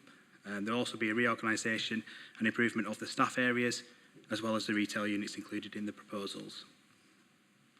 The main benefits of the project include increasing customer satisfaction as a result of upgrading passenger facilities, and therefore encouraging more people to use Dewsbury Bus Station, contributing to increased bus patronage in the Dewsbury district, which is part of a package of measures in the district. So the project OBC, outline business case, and indicative budget of £14 million was approved in March 2022. The highest risks to the project relate to the refurbishment of an existing structure. So investigations and intrusive surveys are underway by our current development partner to make sure we can achieve what we'd like to do with the existing structure. It's expected the FBC will be approved next summer, ahead of a start and site date in the autumn of next year, with project completion expected in early 2025. In terms of consultation, very similar process as undertaken by the Hetman, Dwight and Huddersfield schemes, and the consultation results show support for our proposals. So the next few slides are some visuals. This one on the left, you can see the current pedestrian access at South Street. On the right shows the proposals for the same entrance post-transformation. Here are the proposals for transforming the other two passenger entrances. So the Oldham's Road main one to the left and the western entrance on the right there. Here we have the existing main concourse. To the left, although no seating has been taken out there due to COVID precautions at the time of the photograph being taken. And then the transformation is on the right-hand side. And finally, then the existing corridor between South Street and Oldham's Road entrances will be transformed by the introduction of a glazed canopy roof, as you can see, which will make it much more light, bright and welcoming. Thank you. Thank you, Nick. Thank you, Chair. That concludes our presentation. Obviously, we're happy to take questions from the committee. Okay. Thank you. Thank you very much, Richard, and I'll go on. Thank you, Tim, Nick, Duncan and Andrew for your presentations as well. Really pleased to hear the progress that you're making. So I'll just open it up to members if anyone's got any comments and questions. So we'll Councillor Taylor first. Thank you, Chair, and thank you for the presentation. My first question is a rather cheeky one, really. How often do you actually use a bus? 2 officers? So we're talking a lot about buses, but how often do you as individuals regularly use a bus? Because I think that would be interesting in understanding the answers to some of this. But I have a couple of other questions as well. I love what's being done in terms of attempting to green the bus stations. My worry, this is a Kirklees council really rather than a combined authority challenge, is, well, I'm not sure actually, but what's in the budgets for maintenance of those greened areas? Because invariably what happens is after 12 months, they're litter strewn, there's nobody who has accountability or responsibility ownership, and very quickly what looked like a very attractive area becomes a very unattractive area. So I don't think it's worth investing a significant chunk to improve our bus stations if you aren't going to put the money aside to make sure that those greened areas are adequately maintained. There is somebody who has accountability for ensuring, and I mean, it's a shame Colin's left because I do this to Colin all of the time. I walk around the town centre and take photographs of things and send them to him and say, is this really what we think of our town? So if you're going to do this and we spend all of this money, who's taking ownership? Who's put the money in the budgets? And is there a clear line that says this is the funding to maintain the state of these bus stations as they are? Because we know when you've got a lot of people going through a place when it's quite transient, they're not spending a lot of time there, a fair few of them will be eating on the way, you'll get loads of litter, you'll get loads of stuff dumped. So who's taking ownership of that, making sure it looks like those photographs show and won't actually, after 12 months, look tired and neglected? And there was, and I'm not sure which, I think it was Dewsbury bus station said they were going to increase retail usage within 5 years. I'd be interested to know how they're going to achieve that. So I think one of the challenges we have in all of our town centres, to be honest, is there is too much retail space. So actually what we're needing to do is reduce the amount of retail space. So how are we going to increase the usage of the retail space within the bus stations themselves. So I think that might be rather optimistic. And I represent the Huddersfield ward, but a rural part of Huddersfield. We don't get much out of this. And we focused on these 3 bus stations. Was there any consideration given to how we can increase bus patronage and how we can improve the services for people that are at more of a distance? Because actually, I think, there's an argument to say that there ought to be some interchange or something as you come into Huddersfield from some of the rural areas. And I never see any thought or consideration to how that might be achieved. And that might increase patronage, it might increase the bus usage and the number of buses potentially that are going out into the rural areas, like the ones that I represent. So a few challenges and questions there, if I may, Chair.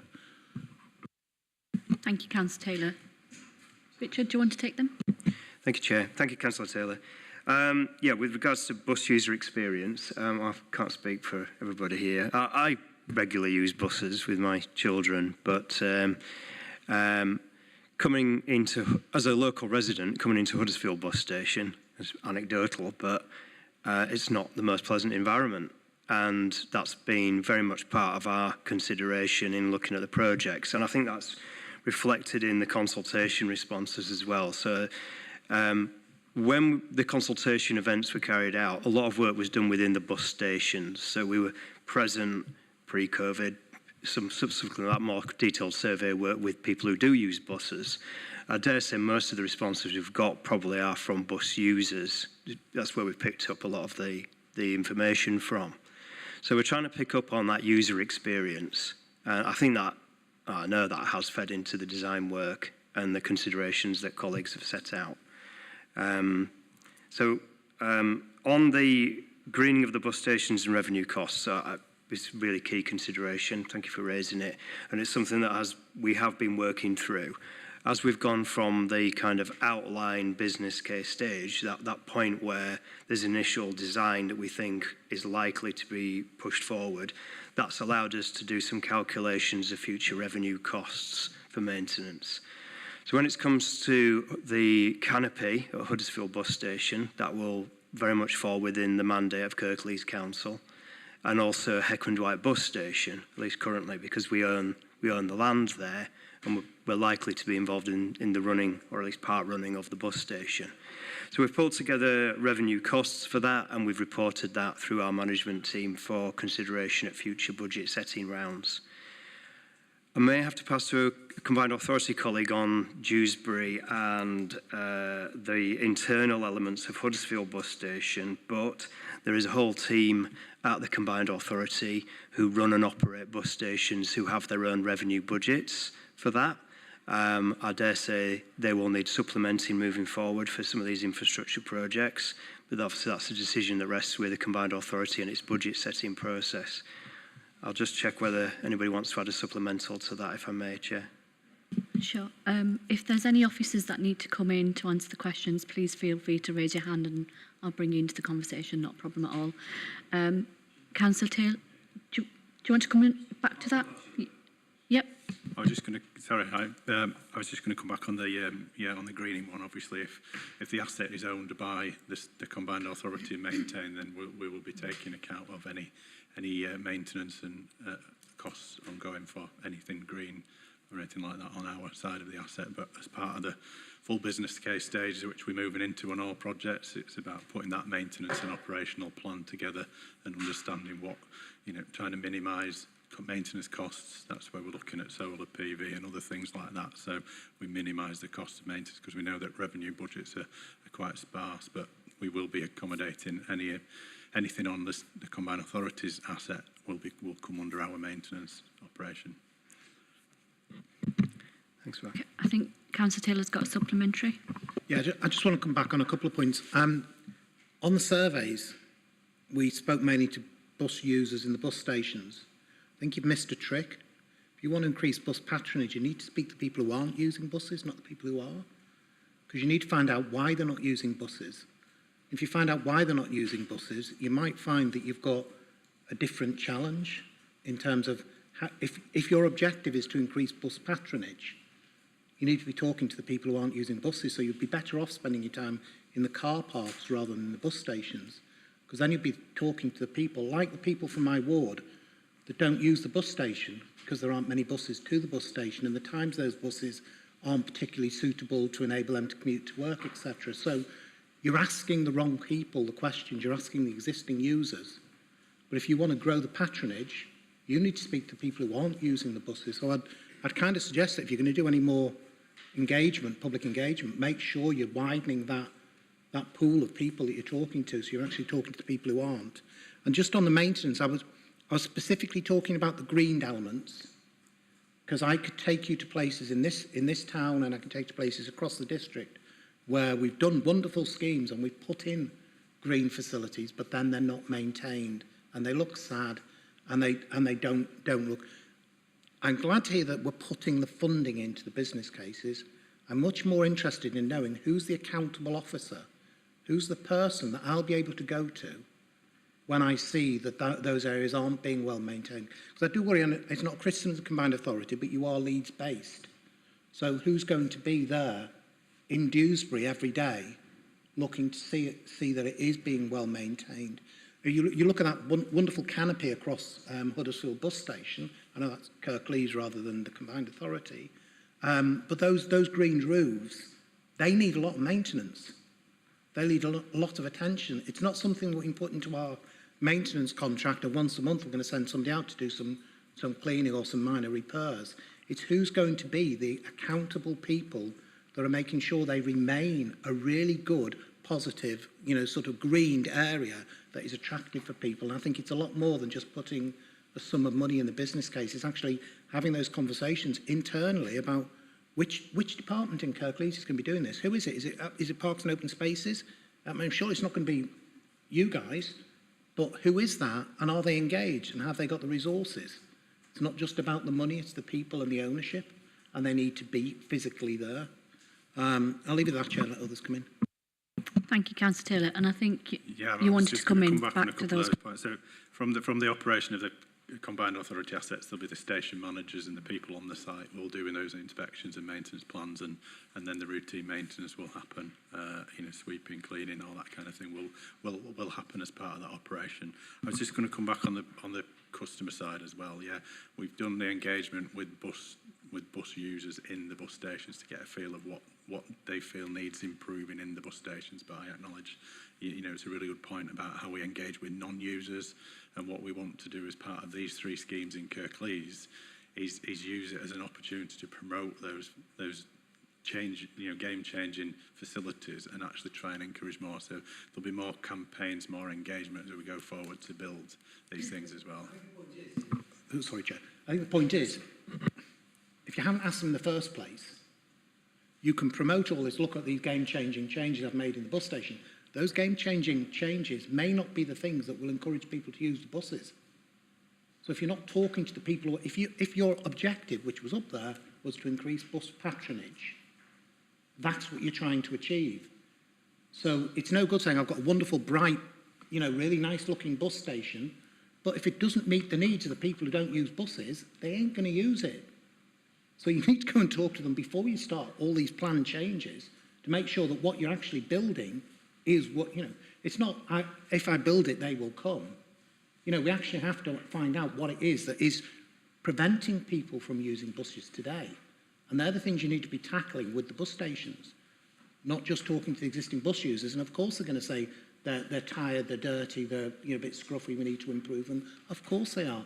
But that will not necessarily increase bus patronage. It won't persuade people who don't use buses today to use them if actually that's not the reason why they're not using them.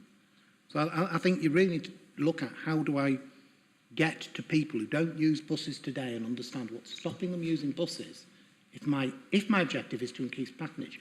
If your objective isn't to increase patronage, absolutely fine. You build your business case on not increasing patronage. But if your stated ambition is that, you need to talk to people who don't use them. Thank you, Councillor Taylor. I'll go to Councillor Smage and then I'll come back to you, Councillor McLaughlin. Thank you. I just have a couple of questions. Thank you, Chair. So one of my questions was, are you doing this in conjunction with increasing bus patronage? Because if you're not, why not? Hetmond White bus station. So from parts of North Kirklees, you cannot get a bus direct to Dewsbury Hospital. You have to change, even though by car it's less than 20 minutes away. And Hetmond White is one of the points where you can change buses. However, not all buses currently go through the bus hub. So the increase of only 2 spaces, does that bring all passengers into the new station? Because currently, if you're changing buses, you have to cross a very busy road to get between some of them. Huddersfield Canopy, I'm not sure I understand the purpose of the Huddersfield Canopy. I take it that nothing's happening to the building itself on the outside of the bus station, but the Huddersfield Canopy is trying to aesthetically hide the building. I just had taken it at that. But if the inside of the bus station is used, is the combined authority, and the canopy is Kirklees' responsibility, then who benefits from the energy that's generated by the solar panels on the canopy? And if it is the combined authority, how much comes back to Kirklees as a result of the investment that we put in to put in the solar panels there in the first place? I wouldn't actually like to walk under it at some points if the drainage fails when it's raining, because it does look to have a bit of a dip, but that's just a personal thing. And I agree about seating in bus stations. They are far from comfortable.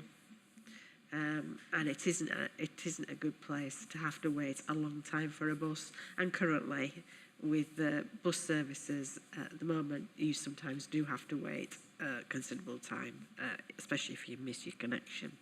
But I could also ask about accessibility and feeling safe in a bus station. So it's not just about accessibility, but it's also feeling safe and having a place where somebody can go if they don't feel safe. And that just isn't on your 9 to 5. That is actually in the evenings.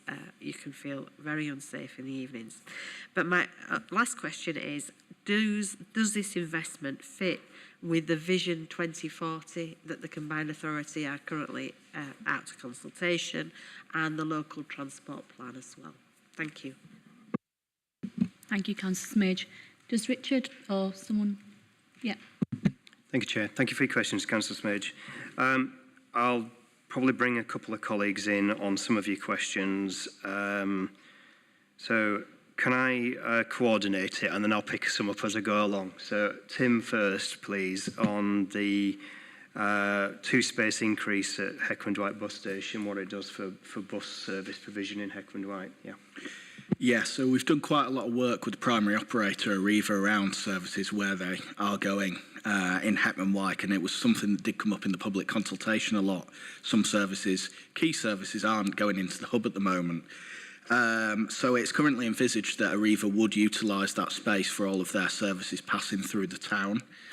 And those 2 spaces have been modelled, and there's a significant increase in the amount of movements that can come in and out of that bus hub at any given time.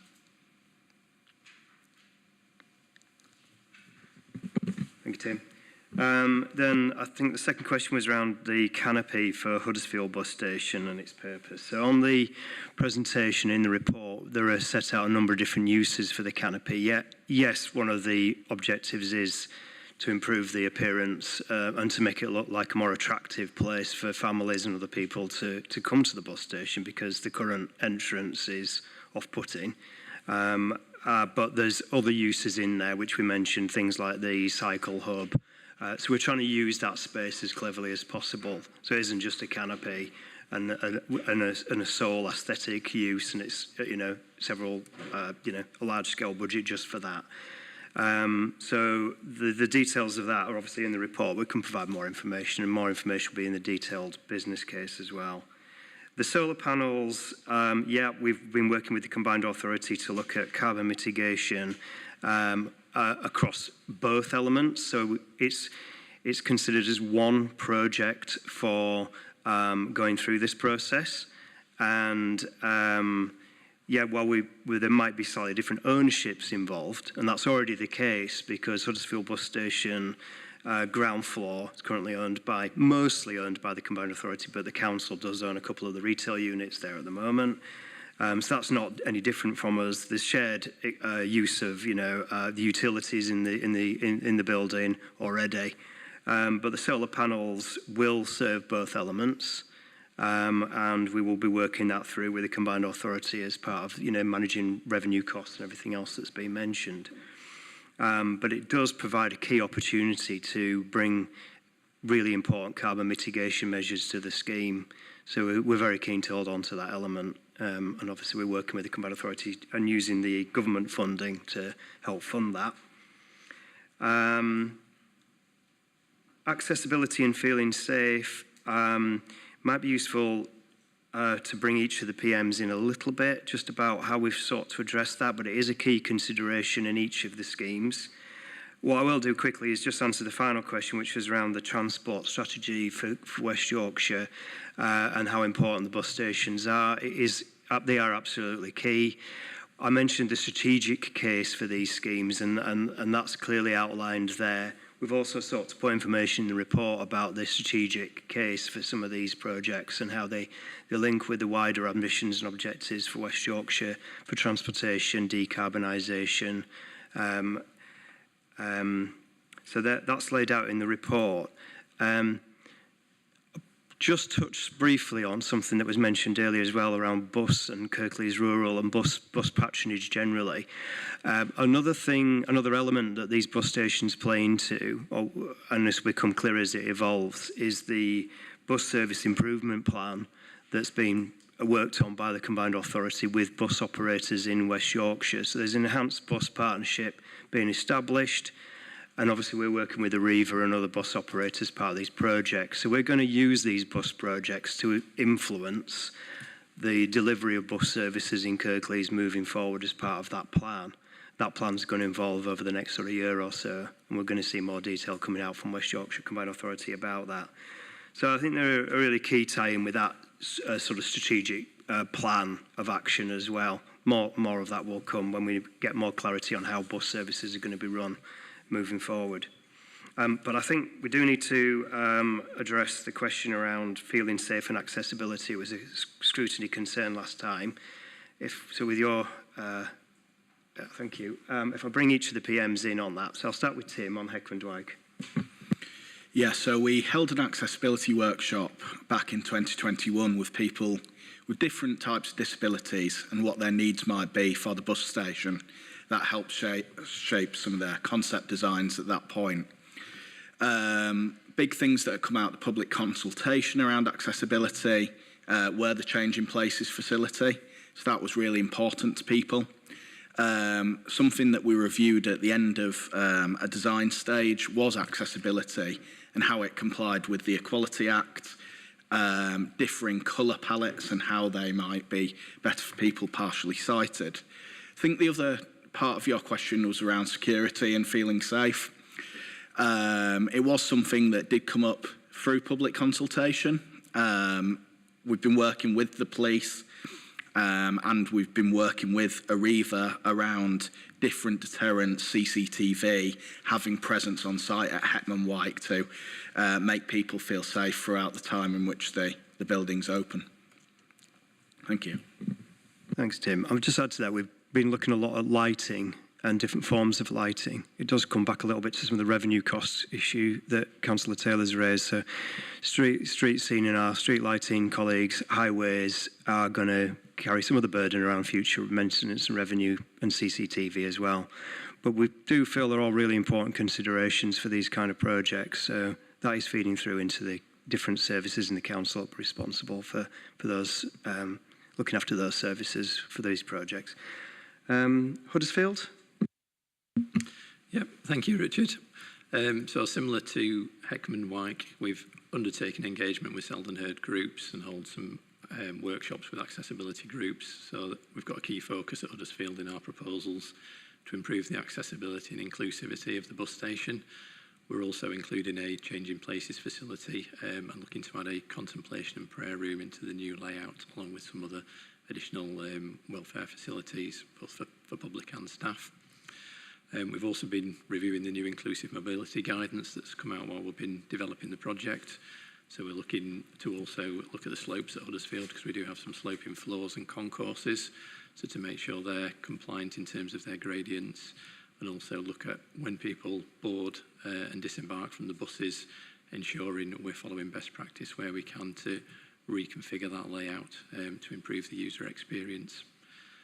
In terms of security, is one of the main issues that's been highlighted in the consultation at Huddersfield.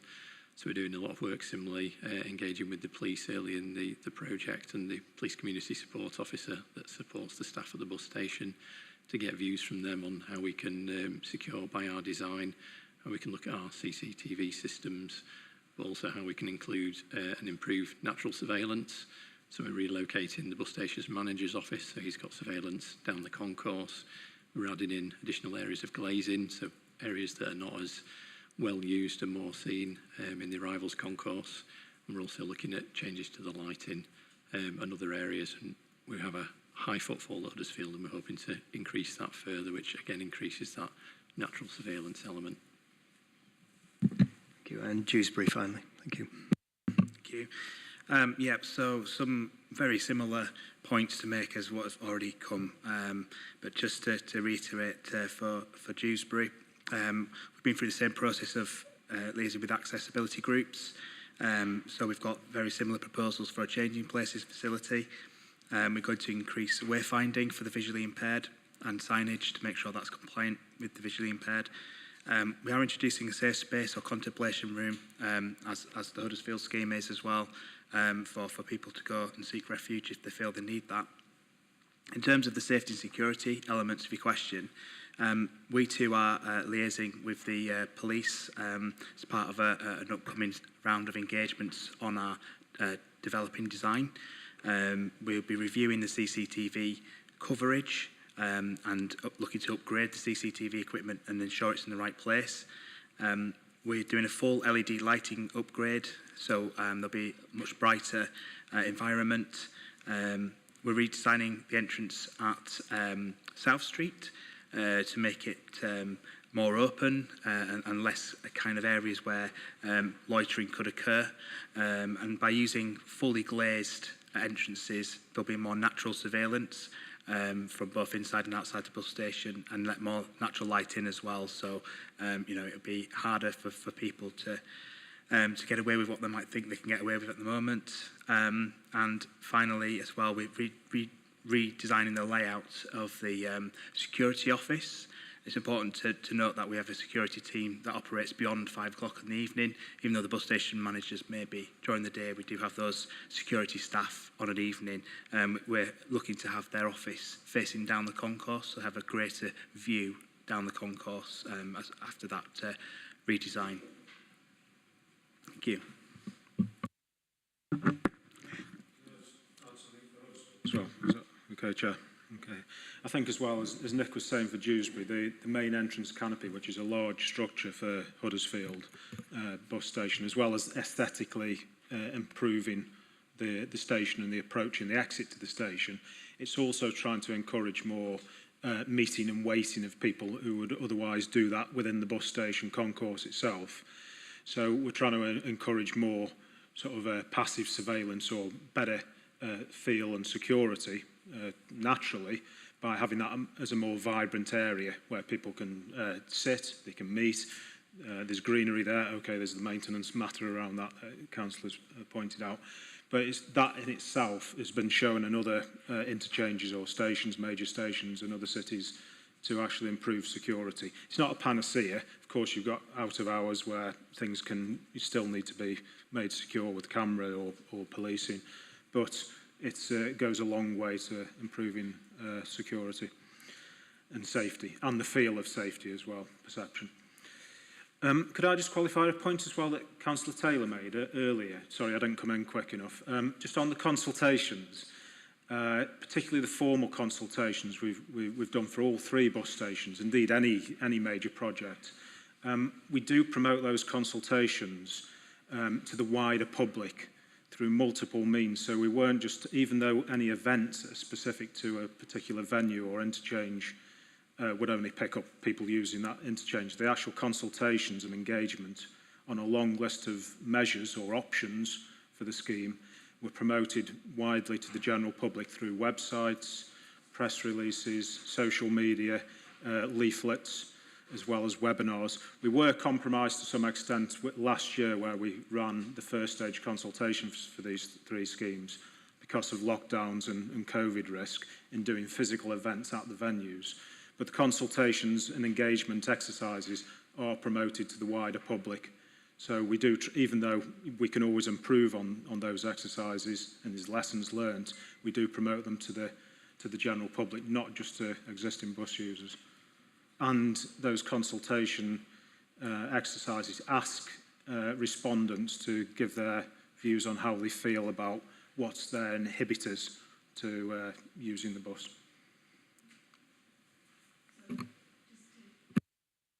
Glad there's quite a few of you. I'm going to let the officer come in first. If Matthew's been waiting for a while, do you want to make a quick comment? Is it a quick one? Yeah, I just want to respond to that, if I may. I'm a huge advocate of using place standard, which Kirklees now use. Now, with place standard, the thing I learned that was the eye-opener for me with place standard was you went and talked to people who didn't want to talk to you. It's great to do all this engagement. You put it all out there on the website, you do leaflets and everything, but you'll only get the same people responding. Because Joe Public doesn't spend the time going, I need to check websites to see if there's any public engagement going on about a bus station that I don't use. So it is about being brave enough to say, you know, if I want to improve the patronage of the bus stations, I need to go to the car parks, not to the bus stations. You know, I'll give you a perfect... Where I live, I can drive into Huddersfield in 15 minutes. If I get the bus, it takes me an hour. It doesn't matter what you do to that bus station, you're not going to get me to use a bus to come into Huddersfield if it's going to take me 4 times as long. But you won't find that out if you just talk to people who are using the bus stations. So I would ask you, please be brave enough to go and talk to the people who don't respond to you. Go and talk to Joe Public, because most responses we get to any engagement the council does, no matter what it's about, are from interested parties, because they're interested enough to know about it in the first place. You are very unlikely to get, you know, the average family that's very, very busy, that's got 2 children, has got a busy job and everything, you know, spending time looking on websites to find out if there's an engagement for them to engage with. So if you genuinely want to find out, you've got to step outside that comfort zone and go and talk to the people who don't want to talk to you. Thank you, Chair. Thank you. I'll just bring in yourself and then we'll go to Matthew and then Chris. Thank you.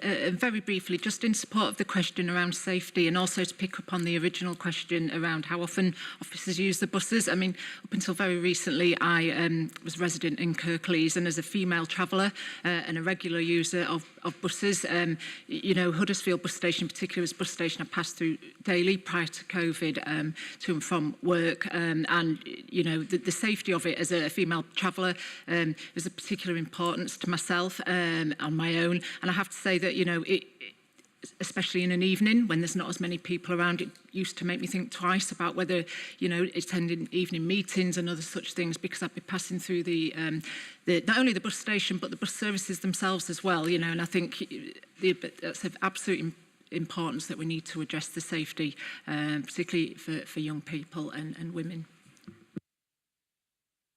Thank you. I'll go to Councillor McLaughlin, then Chris. But obviously when you ask your questions, I'm going to go back to the officers to see if they want to answer the question rather than let the questions build up for them. Is that okay with you? Yeah. Thank you, Chair. Just a couple of points from me. Well, first, by way of qualification, John, I don't drive, so I'm entirely dependent on public transport to get everywhere, and sometimes I don't, which is a point in and of itself. But a relatively minor point and then quite a serious point. Where the Huddersfield, specifically regarding Huddersfield bus station, this is. So where the canopy is going to go, there are currently 3 rather healthy, happy-looking trees that will have to be removed somehow. And I was just wondering if, I'm the tree guy, if it's possible for those trees to be rescued and moved somewhere else, or if they're too big and too mature and would have to be killed. And if they are going to be moved, where to? And if they're going to have to be killed, how will they be compensated for? And secondly, regards the funding risk that's outlined in the report, Appendix 7, page 222. Yeah, I know. It outlines Neighbourhoods Damn 5 million, well, £4,800,000 worth of risk. That's about 24% of the overall cost of the scheme. That's a hell of a lot of risk. And I just wanted to know, given recent fiscal events, how up to date are those figures and how and accurate is that risk? And if it's even higher now, how comfortable do we feel pushing forward with a lot of this project? How much of it is at risk, realistically, of being sacrificed on the altar of events? Because I'm quite worried about that, frankly. Thank you, Chair. Richard, do you want to come in on that? Thank you, Chair. Thank you, Councillor McLaughlin. Canopy trees, yeah, it's Council's policy around trees, particularly when it's on land that we own, that we will do everything we can to either save them or then mitigate and look at compensation for that, or replanting them elsewhere if possible. So we'll certainly be looking to do that. And the scheme will be subject to a planning application, so we'll certainly be looking at that element through that process as well. Risks. Yeah, okay, so all these kind of projects, particularly as they take several years to evolve and get to delivery, have allowances made for risk and contingency in them. I think recent times have shown us that maybe assumptions around that have been challenged by what's been going on by world events and inflation and other things. So with these projects, to get them to the sort of financial cut-off point of an outline business case, then of course our funders, the Combined Authority, the team who sit away from the project team, have been looking very carefully at that as well, because ultimately they're the custodians of that money and making sure we can still afford these projects. So lots of these schemes have been, well, all the schemes have been subject to levels of value engineering processes to see whether there's things we can de-scope and still meet the scheme objectives, how sustainable that risk pot is going to be moving forward, and whether things like inflation allowance is needed to be built in. So these figures and the latest work we've been doing has tried to factor in as much of an inflation allowance as possible. We'll need to continue to keep on top of risk contingency and inflationary costs. We don't know what's going to happen. It's the best, most up-to-date information we can possibly present at the current time. We've got a high level of confidence in the figures, and we've had early contractor involvement in some of this work as well, in order to get a kind of private sector real-world view of what's going on. So we're learning from other infrastructure projects we're delivering elsewhere where we have seen costs increase. So yeah, it's the best we can do at the moment. The condition, I suppose, of getting to this stage in these projects, and it comes from the Combined Authority and their kind of the money they give us to move to the next stage, is that we will constantly keep that under review. Budgets can't keep expanding exponentially, so we will need to keep under review the value engineering and the scope of these projects to make sure we can still afford them. I think I've answered all your questions there so far. Forgive me if I haven't. Yep. I think that's a nod from Councillor McLaughlin, so I think you have. Thank you for that. So I'm just going to bring in Chris next. Thank you. Yeah, mine's very brief because I'm in the same space as Matthew. What worried me was it says indicatively approved over 75 million. And my question was, when do you actually hit the point of go, no go, when the project could be pulled and it not cost a fortune and it has to complete? So that's all I wanted to know, if you've got any idea of that. Thank you, Chair. It's a fantastic question. I mean, that is why there is an assurance framework in place that builds these schemes up to full business case stage. So at full business case stage, we would be expected to have everything ready to go, really. That's the ultimate aim. Planning permissions, consents in place, etc. Contractors ideally procured, or at least a procurement plan ready to go that can be enactioned very quickly, because even 6 to 8, 12-month delay could incur significant costs. So all those tests there are at the full business case stage. So pretty much when that goes through the Transport Committee, obviously the team is ready. We're trying to be ready before that, so we've got our ducks lined up. But that is the point of no return, really. Not quite as black and white as that, as obviously if if you keep it under review and you realise there's been a major issue, then there are legal provisions for the money to not flow, and various conditions and caveats around abortive work and stuff. But yeah, it's full business case, and then it's all systems go. Thank you, Richard. Does that answer your question, Chris? So I'm just going to bring in, is it Jane? Jane, sorry. Oh, hi. Carrying on from Councillor Turner, my concern with the canopy and maintenance is more about safety. CDM regulations put an onus on that you design out risks. Looking at an undulating, curvy structure that's going to have 2 lots of maintenance, i.e. the green plus the solar panels are going to be requiring maintenance engineers. Are we sure that it's been designed in a way that we won't have it and then we can't have any green up there anymore because it's too dangerous for people to maintain it? Thank you, Chair. Thank you for the question. Yes, we are confident that we can do that. We're working with a nationally renowned architecture firm, and we're working. We've worked with through our early contractor involvement. They've been involved in some of the design work as well. So yes, we can build it. Yes, we can maintain it. Yes, we can comply with the legislation around CDMs in terms of which are to do with the way we manage construction during the construction process, but also things like the building regulations around it and the planning permission process as well. So yes, confident that we can comply with those provisions. That's the design the design's been checked against provisions like that in order to get us to the stage we've got to. We will be assessed on that further as we move through this next stage as well, to make sure that's the case, certainly through the planning and building regulations type processes.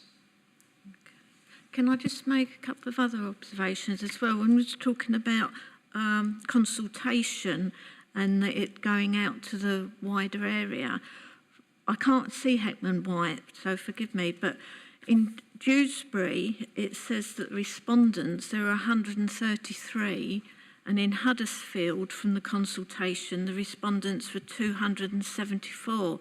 So we're looking at about 400 people out of Kirklees, which has a population of about 500,000.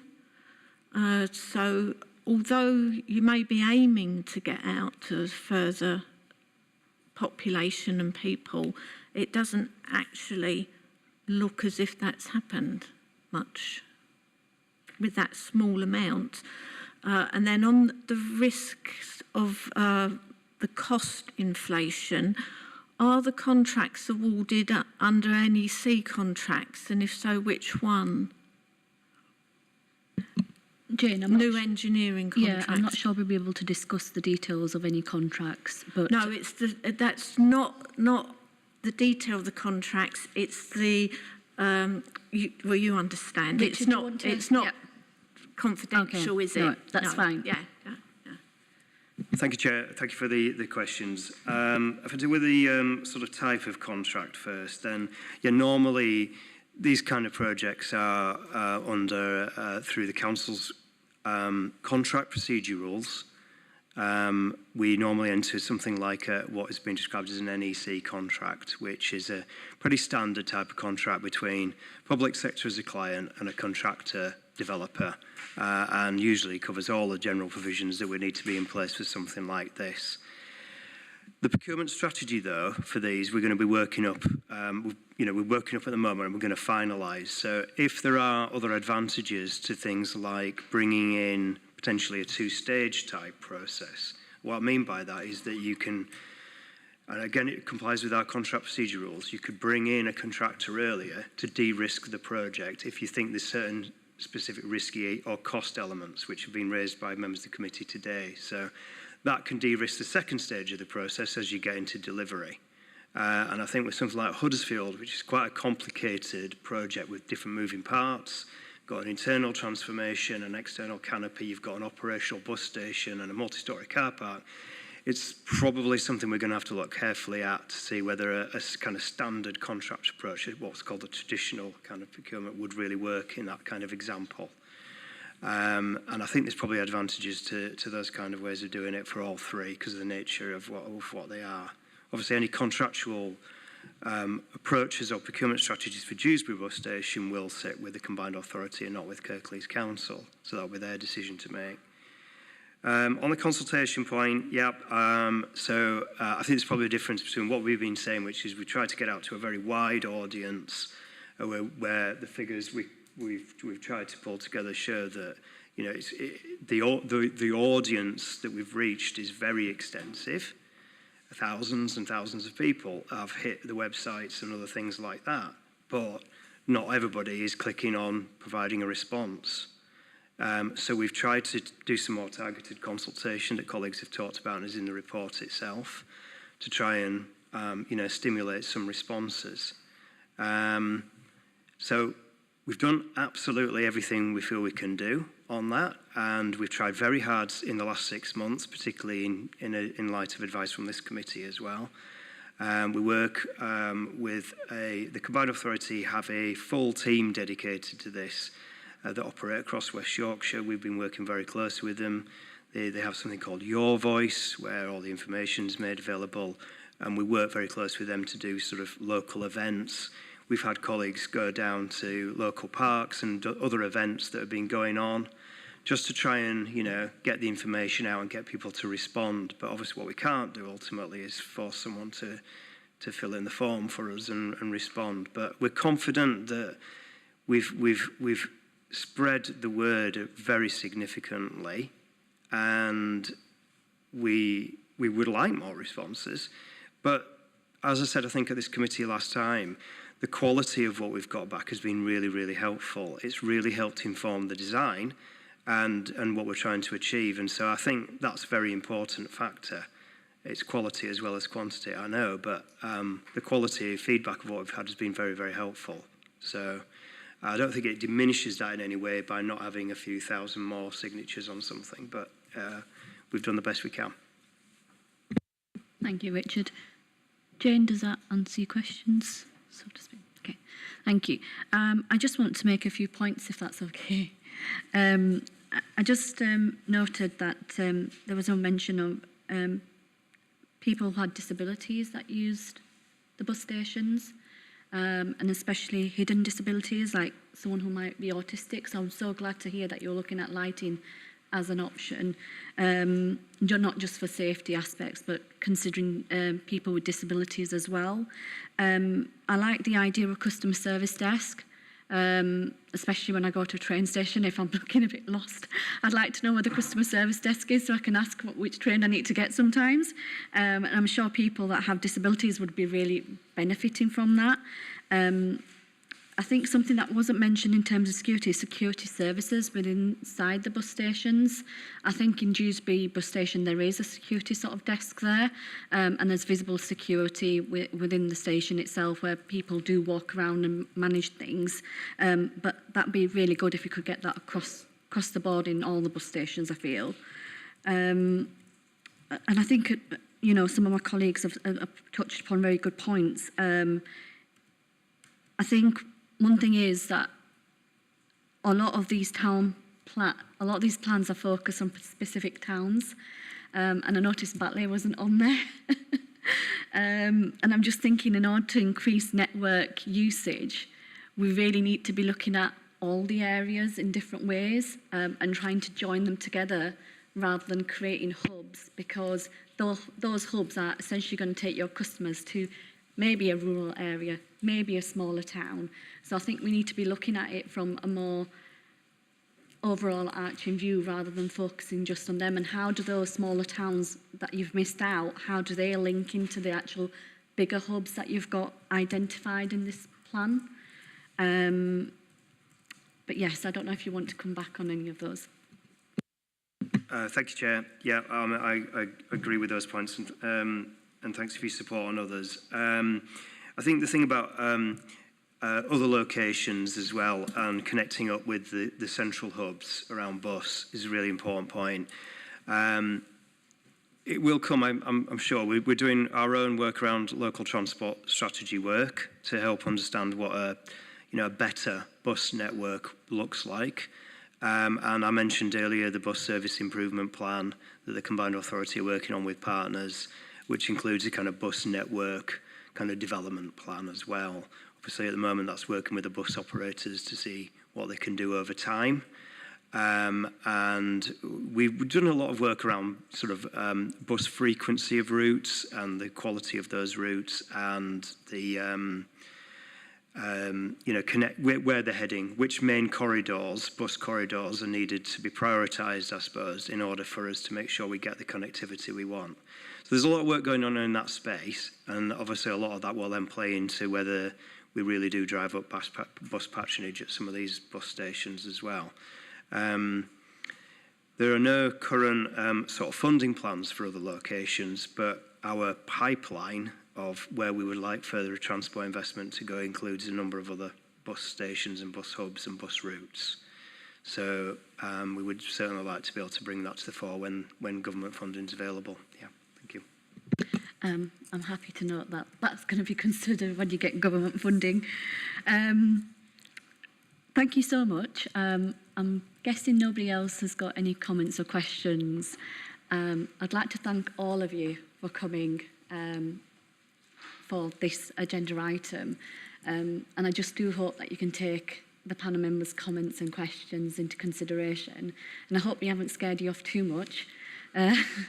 It's just trying to be critical friends and trying to make the services work for everyone across the district and across all cities. So I really do appreciate all the work the West Yorkshire Combined Authority and our own Kirklees officers have done. So thank you so much for that presentation. Thank you. Thank you.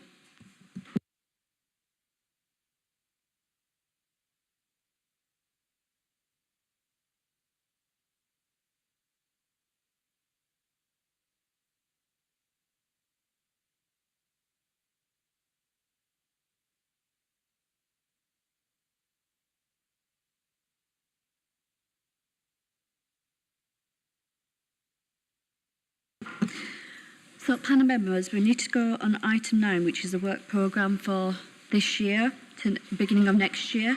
And I'm just wondering if you've had a chance to look at the work programme itself and if there's any suggestions you wanted to make moving forward.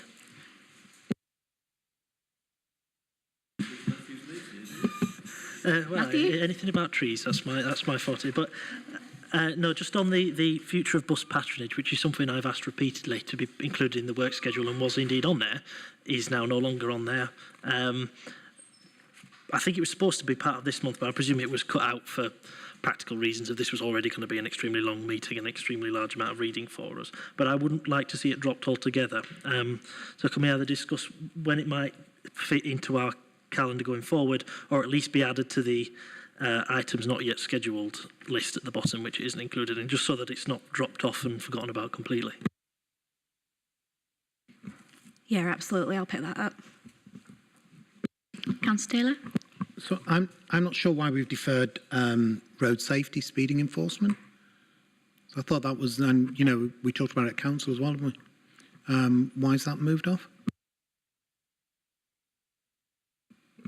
I'm not sure if you had a conversation, Chair, so forgive me if I'm wrong.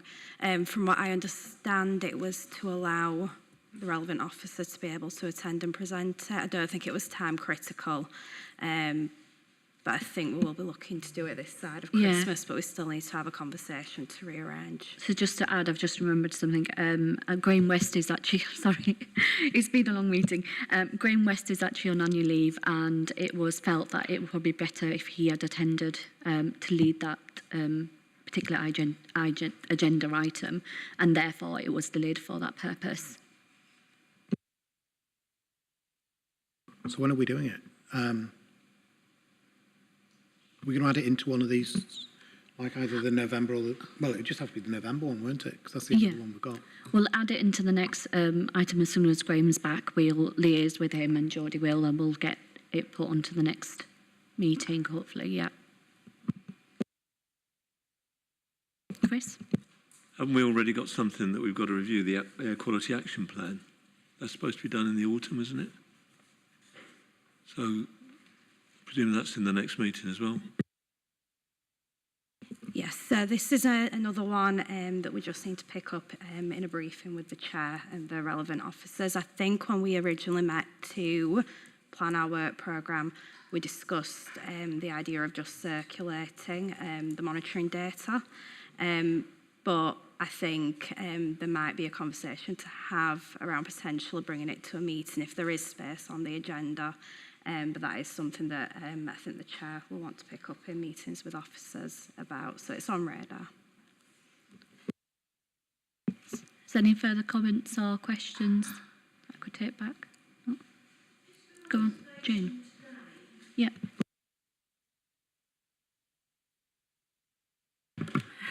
Sorry.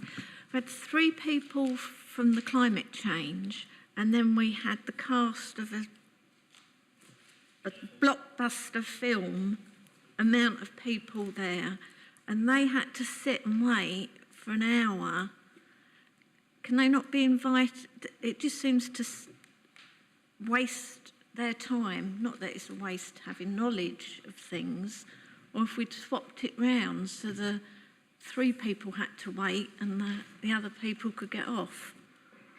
I was going to say I think that was dependent on their availability, Jane. So the way it kind of worked out, they were going to come online, but I preferred it if they came face to face. So it did take a lot of planning for them to actually come and attend the meeting, and it's just worked out the way it has in terms of timing. I take your point. I really take your point. Yeah, gang of people, they could have been asked to come an hour later rather than get here at the beginning of the meeting. I think that's probably to do with their logistics and planning as well. Okay.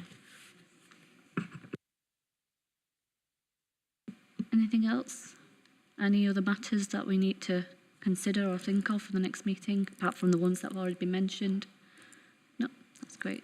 Thank you so much, and thank you for your patience. We have overrun by 22 minutes, but I really appreciate it. Thank you.